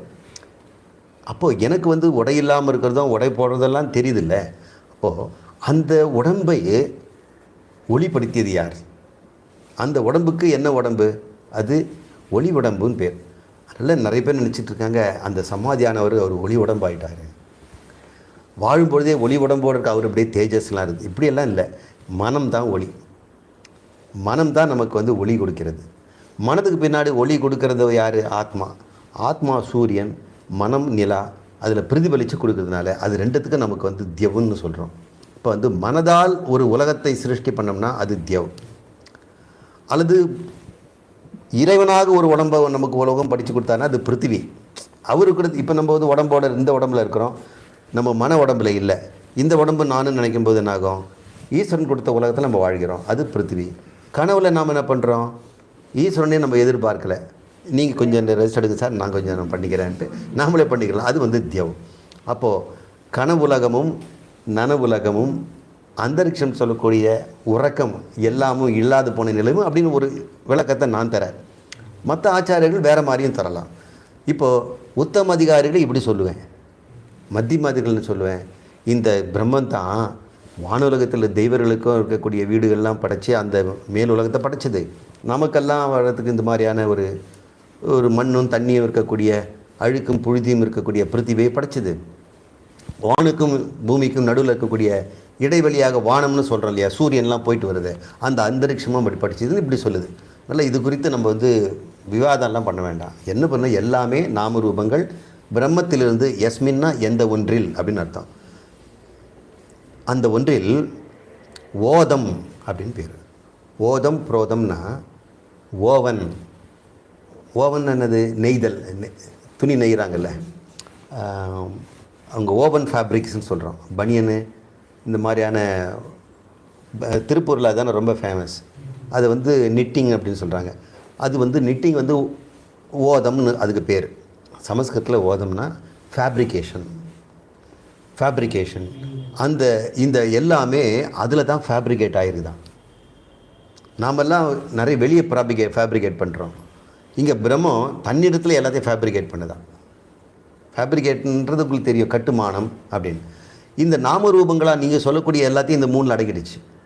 இனி பார்க்கின்ற அனுபவ உலகங்கள் எல்லாம், அது கனவோ நனவோ அல்லது வந்து உறக்கமோ, இந்த அனுபவ உலகங்கள் எல்லாமே அதுதான் ஃபேப்ரிகேட் பண்ணியிருக்குது. தன்னில் தான் அது ஃபேப்ரிகேட் பண்ணியிருக்குது. தன்னையே அப்படி பண்ணி வச்சுருக்குது. அது பேர் ஓதம்னு பேர், ஃபேப்ரிகேட்டட். வேணும் மனமும் அதில் தான் ஃபேப்ரிகேஷன் ஆகிருக்குது. உன்னுடைய மனமும் என்னுடைய மனம் எல்லாமே அதில் தான் இருக்குது. இப்போது நான் அனாதை, என்னை தனியாக விட்டுட்டு போயிட்டாங்க, பெத்த குழந்தைங்க என்னையும் கவனிக்கிறதில்ல, என்னை கொண்டு போய் வந்து ஆசிரமத்தில் விட்டாங்க, இல்லைன்னா வந்து முதியோர் இல்லத்தில் வச்சேன் அப்படின்னு யாரும் சொல்லவே கூடாது. எல்லாரும் பிரம்மத்துக்குள்ளே தான் இருக்கிறோம். கனவுல ஒருத்தன் அனாதைன்னு சொன்னான்னா நான் என்ன சொல்ல முடியும்? என் கனவுல ஒருத்தன் அனாதைன்னு ஒருத்தன் அழறான். டேய், நீ என்கிட்ட தானே இருக்கிற, என்னை விட்டு நீ எப்படி நீ இருக்க முடியும்? நான் தான் உனக்கு வந்து உயிர் கொடுத்து வச்சிருக்கிறேன், நான் தான் நீயா இருக்கிறேன். அந்த மனிதனாக உலாத்துவது இந்த படுத்துக்கிறவன் தானே, தூங்குறவனுடைய தானே. ஏய், நானாக தான் இருந்துகிட்ருக்கேன், நீ என்னை விட்டு எப்படி போக, என்னை விட்டு ஓடி போக முடியுமா? இப்படி இது பிரம்மத்திலிருந்தோ ஈஸ்வரனிலிருந்தோ சிருஷ்டியிலிருந்தோ யாருமே விலகி போக முடியுமா? அப்படி எல்லாமே யஸ்மின் தியவு பிருத்திவி அந்தரிக்ஷம் மன சக, அது மட்டுமல்ல பிராணனும் கூட அப்படின்னு நமக்கு தெரிஞ்ச லிஸ்டெல்லாம் அது 1 2 3 போட்டு எல்லாமே அதில் வந்து நெய்யப்பட்டிருக்கிறது அப்படின்னு சொல்கிறோம். நெய்யப்பட்ட பொருள். இப்போ இந்த நீங்கள் உட்காந்துருக்கிற அந்த கார்பெட்டில் பார்த்தீங்கன்னா நிறைய பூக்கள் எல்லாம் இருக்குது. எல்லாமே ஒரே நூல் தான். நெய்தெல்லாம் அந்த படங்கள்லாம் வந்துருக்குது. அங்கே இருக்கிற அந்த ஒரு பூ இன்னொரு பூவை பார்த்து நீ என்ன சிவப்பு கலரில், என்னை வந்து ப்ரௌன் ஆக்கிட்டாங்க, கொஞ்சம் டல் கலராக இருக்குது, எனக்கு இலையே இல்லை, உனக்கு இலை இருக்குது. அப்புறம் அதில் ஜனங்கள்லாம் இருக்கலாம், அவங்க ஜனங்கள் படங்கள்லாம் போட்டிருந்தா அவங்கள வேறு சண்டை போட்டுக்குவாங்க, அவங்க கோஷ்டி பிரிஞ்சுக்குவாங்க, அவங்க அந்த மதம் இந்த மதம், அது வந்து ஆளுங்கட்சி, நாங்கள்லாம் வந்து எதிர்கட்சி, இப்படின்லாம் அதுங்கெல்லாம் அந்த கார்பெட்லேயே தான் சண்டை போட்டுட்ருதுங்க. நூலை பிடிச்சி இழுத்தா என்ன ஆகும்? எல்லாம் காண போயிடுவாங்க. ஒரு நூலை பிடிச்சி இழுத்துக்கிட்டே இருந்தோம்னா கார்பெட் முழுக்க நூல் கண்டாக வந்துடும். எங்கே இங்கே ஆளே காணுமே அப்படின்னு. இருப்பே இல்லாதவர்கள் நூல் மட்டும்தான் இருக்குதாங்க. அப்படி அந்த ஒரு நூலில் நெய்தது தான் இது. யஸ்மின், அந்த ஒரு நூல் அதில் நெய்யப்பட்டது தானே. நீ எப்படிப்பா நீ வந்து கடவுளை விட்டு பிரிஞ்சிருப்ப, கடவுளே கண்ணில்லையா, என்னை காப்பாற்ற மாட்டியா, என்னை விட்டுட்டியே, இப்படி நிற்கதியாகிட்டியே, நீ நாசமாக போ அப்படின்லாம் திட்டுறாங்க. கடவுளை எல்லாம் திட்டிக்கிட்டே இருக்கிறாங்க நிறைய பேர். அவங்களுக்கு ஒரு கஷ்டம் வந்துருச்சுன்னு சொன்னாங்க. நல்லதெல்லாம் வரும்போது கடவுளே நீ இதெல்லாம் கொடுத்தேன்னு சொல்கிறதே கிடையாது. ஒரு முறுக்கு மெல்லும்போது நல்லா மெல்ல ரசிக்கும்போது கடவுளே இன்றைக்கி பல்ல கொடுத்தேன்னு யாராவது சொல்கிறாங்களா? நாக்கு கொடுத்தேன்னு சொல்கிறாங்க. வாழ்நாளில் வந்து ஒவ்வொரு சாப்பாடு, ஒவ்வொரு கல்லும் மெல்லும் பொழுதும், ராத்திரி முழுக்க நீ தூங்கும் பொழுது அவர் தான் வந்து தாய் மாதிரி உட்காந்து நீ மூச்சு விட்டுறியான்னு கவனிச்சுட்டு இருக்கிறார். நீ சாப்பிட்ட சாப்பாடெல்லாம் ஜீரணம் பண்ணிகிட்டே இருக்கிறார். நீயா பண்ணிகிட்டு இருக்கிற தூக்கத்தில். நீ கனவு கூட கண்ணா பரவாயில்ல, ஏதாவது வேலை செய்கிறேன்னு அர்த்தம். அதெல்லாம ஆழ்ந்த தூக்கத்தில் இருக்கிற. கொசு கடிக்கிறதே தெரியல. அப்போ கூட நீ தெரியாத இருந்தாலும் அவரே கொசு அடித்து நிற்கிறார். இதெல்லாம் யார் செய்தது? ஈஸ்வரன் தான் ரைட்டு முழுக்க ராத்திரி முழுக்க நீ சாப்பிட்டதெல்லாம் மலமாக்குறாரு, யூரின் பண்ணுறாரு. அப்புறம் ஜுரம் வந்ததுன்னா அதுக்கு உண்டான மருந்தெல்லாம் அவர் உண்டாக்கி நோயெல்லாம் குணப்படுத்திட்டு இருக்கிறாரு, ரிப்பேர் பண்ணுறாரு, எல்லாத்தையும் மெயின்டைன் பண்ணிகிட்ருக்கிற அவரே தான். ராத்திரி நீ இல்லவே இல்லை. காலையில் எழுந்த உடனே ஈஸ்வரன் போயிட்டார், நீ பிடிச்சிட்டியா? அப்பவும் அவரே தான் செய்துட்ருக்கிறார். ஏன்னா அவருடைய ஓதம் அவரால் ஃபேப்ரிகேட் பண்ணப்பட்டது. எப்படி அவர் ஃபேப்ரிகேட் பண்ணிட்டு அவர் போயிட்டாரா? ஃபேப்ரிகேஷனாக அவரே தான் இருக்கிறார். ஏன்னா நாமரூபங்கள் இருக்கக்கூடிய ஞானமாக அவர் இருந்துட்டு இருக்கிறதுனால அவரில் தான் நாம் இருக்கிறோம். எப்படிங்க நம்ம வந்து ஆத்மாவை விட்டு பிரிய முடியும் அல்லது பிரம்மத்தை விட்டு பிரிய முடியும்? நீ பிரிஞ்சு தான் நினைக்கிறது தானே துவைதம். நீ வந்து பிரிது சேருதுன்னு கூட நீ சொல்ல வேண்டாம். நீ முதல்ல அதை ஒத்துக்க, நான் தானே கடவுள்னு ஒத்துக்க. அதுக்கு வந்து இப்படி வந்து நம்ம வந்து பலவிதமாக அது விளக்கி சொல்லிக்கொண்டே இருக்கிறது. மனம் மட்டுமல்ல, பிராணனும் கூட. மனதுடன் சக என்றால் மனதோடு இந்த பிராணனும், அது மறந்துட போகிறீங்க. அப்புறம் ஒரு வார்த்தை போட்டு எல்லாமே இந்த லிஸ்ட்டை நான் போட முடியாது. சர்வைகி தம் ஏவ ஏகம் ஜானத, அந்த ஒன்றிலிருந்து தான், தம் என்றால் அந்த ஒன்றிலிருந்து தான், தம் ஏவ அதிலிருந்து தான், அந்த ஒன்றிலிருந்து தான் ஏகம் ஜானத எல்லாம் பிறந்தது. இந்த ஆத்மானம், அதாவது உன்னுடைய ஆத்மாவை தவிர அந்நிய வேறு என்று எதுவுமே இல்லை. அதெல்லாம் அந்த வீண் பேச்சை விமுஞ்சத, மீதெல்லாம் வெறும் வீண் பேச்சு. எதுக்கு ஆத்மா விட்டுட்டு மீதியெல்லாம் பேசிகிட்டு இருக்கீங்க? முதல்ல அந்த பேச்சை நிறுத்துங்கங்குது. நம்மளை இதை விட திட்டுறது ஒன்றும் இல்லை, வாயை மூடுன்னு சொல்லுது. வாச்சோ விமுஞ்சக, வேறு வீண் பேச்சே தேவையில்லை, ஆத்மாவை தவிர வேறு எதுவுமே இல்லை. அந்த அமிர்தம் தான் சேது, உன்னுடைய கொள்ளிடம். சேதுன்னா கொள்ளிடம், எல்லாத்தையும் வச்சு காப்பாற்றுது இல்லையா? சேது சமுத்திரம்ங்கிறோம். சேதுன்னா அணை, அணைக்கட்டு அப்படின்னு சொல்கிறோம். கட்டுன்னு என்ன? கட்டுமானம். கட்டுமானம்னா கொள்ளிடம். நம்ம கூட கொள்ளிடம் தான் பேர் வைக்கிறோம். அது எல்லாத்தையும் கொள்ளிடம்னா பிடிச்சி வச்சிருக்குது. இப்போ இந்த எல்லாவற்றையும், இந்த தியோன்னு சொல்லக்கூடியது, பிருத்திவின்னு சொல்லக்கூடியது, அந்தரிக்ஷன் சொல்லக்கூடியது, மனம்னு சொல்லக்கூடியது, பிராணம் சொல்லக்கூடியது, சர்வ எல்லாவற்றையும் கொண்டிருக்கின்ற கொள்ளிடமாகிய அந்த ஆத்மாவை தவிர பேசுறதுக்கு வேறு என்ன இருக்கிறது? எதுக்கு இதெல்லாம் வீண் பேச்சு பேசுகிறீங்க? விமுஞ்சக வாச்சோ, அந்நிய வேறு பேச்சே இங்கே வேண்டாம் அப்படின்னு நமக்கு நிர்விகல் சமாதியில் கொண்டு போகின்ற அற்புதமான மந்திரம் இது. நாம் ஒரு 5 நிமிஷம் இடைவெளி விட்டுட்டு மறுபடியும் தொடருவோம்.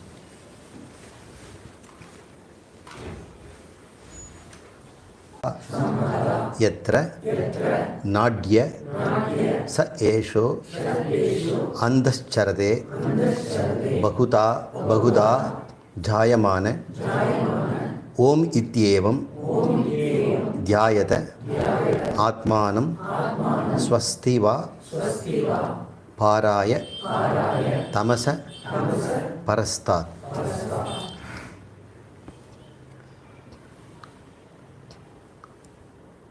இங்கே ஒரு முதல்ல ரத கற்பனை, தனு கற்பனை பற்றி பார்த்தோம். இப்போ இன்னொரு கற்பனைக்குள்ளே இந்த உபநிஷத்து நம்மளை கொண்டு போகுது. அது என்ன சொல்லுது? முதல்ல ஓதம்னு சொல்லி ஃபேப்ரிகேஷன் சொல்லிச்சு. இப்போ இன்னொரு கற்பனை அது சொல்கிறது. ரதம் என்றால் ரதம், வாகனம். அந்த காலத்தில் ரதம்ங்கிறது சேரியட், குதிரைகள் பூட்டிய அந்த வாகனம். அதனுடைய நாபவ் அப்படின்னா நாபி. ரத சக்கரம் இருக்கு இல்லையா? ரத சக்கரத்தில் மையப்பகுதிக்கு நாபின்னு பேர். நமக்கு உடம்புக்கு நாபிங்கிறது நம்முடைய தொப்புள். அங்கிருந்து நிறைய ஆரக்கால்கள் போகும் அந்த சக்கரத்துக்கு. இப்படி வட்டமாக இருக்கிற சக்கரத்தில் இதுக்கு பேர் குடம்னு பேர். இதைத்தான் நாபிங்கிறோம். இங்கிருந்து ஆரக்கால்கள் சக்கரத்து பல திசைகளிலும் அது செல்கிறது. இது பேர் அரா அப்படின்னு பேர். அரா இவ, இந்த சக்கரை இந்த ஆரக்கால்களைப் போல எப்படி இந்த நாபியிலிருந்து நாலா பக்கமும் செல்கின்றது போல அவை அந்த ஆரக்கால்கள்லாம் ஒழுங்காக பொருத்தப்பட்டிருக்குது. சம்ஹத அப்படின்ட்டு பேர். சம்ஹதத்துவம் அப்படிங்கிறத பற்றி நம்ம கொஞ்சம் டீட்டெயிலாக படிக்கணும். அதுபோல் எத்திர இங்கே நாட்ய நாடிகள் சக அந்த பிரம்மத்தில், அந்த ஆத்மாவில், ஏஷோங்கிறது அந்த பொருத்தப்பட்டிருக்கிறது. அதில்தான் அந்த சரதே பகுதா பற்பல விதமான ஜீவராசிகளும் பிரபஞ்சங்களும் நடமாடுகின்றன. சரதே அப்படிங்கிற சரணமாடிக்கிட்டு இருக்குதான். ஆனால் எங்கே இருக்குது? முதல்ல என்ன சொல்லிச்சு? சக்கரத்தினுடைய ஆரக்கால்கள் மையத்திலேருந்து போகிற மாதிரி. அதுபோல் நாடிகள், அந்த ஆத்மாவிலிருந்து நாடிகள் செல்கின்றதா. அந்த நாடிகளில் தான் இதெல்லாம் செய்யப்பட்டிருக்கிறது. ஜாயமான அதிலிருந்து பிறக்கிறது அப்படின்னு சொல்லுது.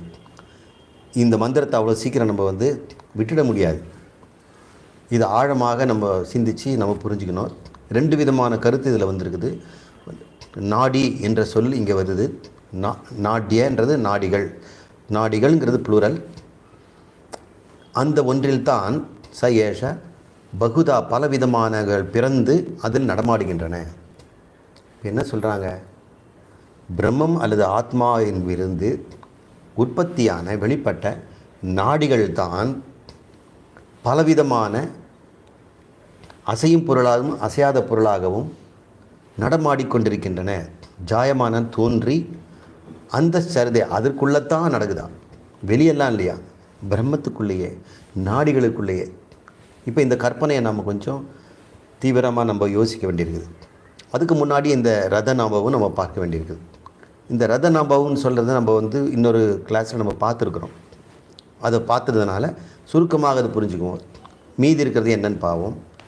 ஓம் இத்தியேவம் தியாயத, இவை அனைத்தையும் நீ எப்படி பார்க்கணும்? ஓங்காரம் என்று தியானம் செய்ய. ஆத்மானம் அதை தனதாகவே ஸ்வஸ்தி உன்னுடைய நிலைப்பாட்டாகவே நீ எடுத்துக்கொள். நீ வேறு எதுவும் நினச்சிக்காத, உன்னிடம் நடக்கதாக நீ எடுத்துக்கொள். அதையே நீ தியானம் செய், பாராய. தமச பரஸ்தாத், அது தமஸ் என்பதற்கு வேறானது என்று தெரிந்து கொள். உன்னால் அறியக்கூடிய பொருள்களுக்கு வேறானது என்று தெரிந்து கொள் அப்படின்னு இப்போ சுருக்கமாக நம்ம சொல்லியிருக்கிறோம். நம்ம அடுத்த வகுப்பில் நம்ம இந்த விரிவாக நம்ம பார்ப்போம். இதில் ரொம்ப என்ஜாயபிள் டிஸ்கிரிப்ஷன்ஸ் எல்லாம் வரும். இந்த சிருஷ்டியை நம்ம அறிய நம்ம ஈஸ்வரனை புரிஞ்சிக்க அவர் மேலே நமக்கு ஒரு காதல் பிறக்கும். அதுக்கப்புறம் நம்ம அவரோட அந்நியமான நம்ம பக்தி செய்ய ஆரம்பிச்சிடும். ஒரு துவைத பாவம் தான் ஏற்படும். இருந்தாலும் கடைசியில் அதை தானாக ஆத்மானம் என்று தன்னில் தான் இதெல்லாம் நடக்குது என்று நீ புரிந்து கொண்டு மற்றவற்றெல்லாம் நீக்கிவிடு அப்படின்ற ஒரு உபதேசத்தை சொல்லியிருக்கிறதுனால இதை நம்ம அடுத்த வகுப்பில் பார்க்கலாம். பூர்த்தி செய்துக்கலாமா? ஓம் பூர்ணமத பூர்ணமிதம் பூர்ணாத் பூர்ணமுதச்யதே பூர்ணஸ்ய பூர்ணம் ஆதாய பூர்ணம் ஏவாவசிஷ்யதி. ஓம் சாந்தி சாந்தி.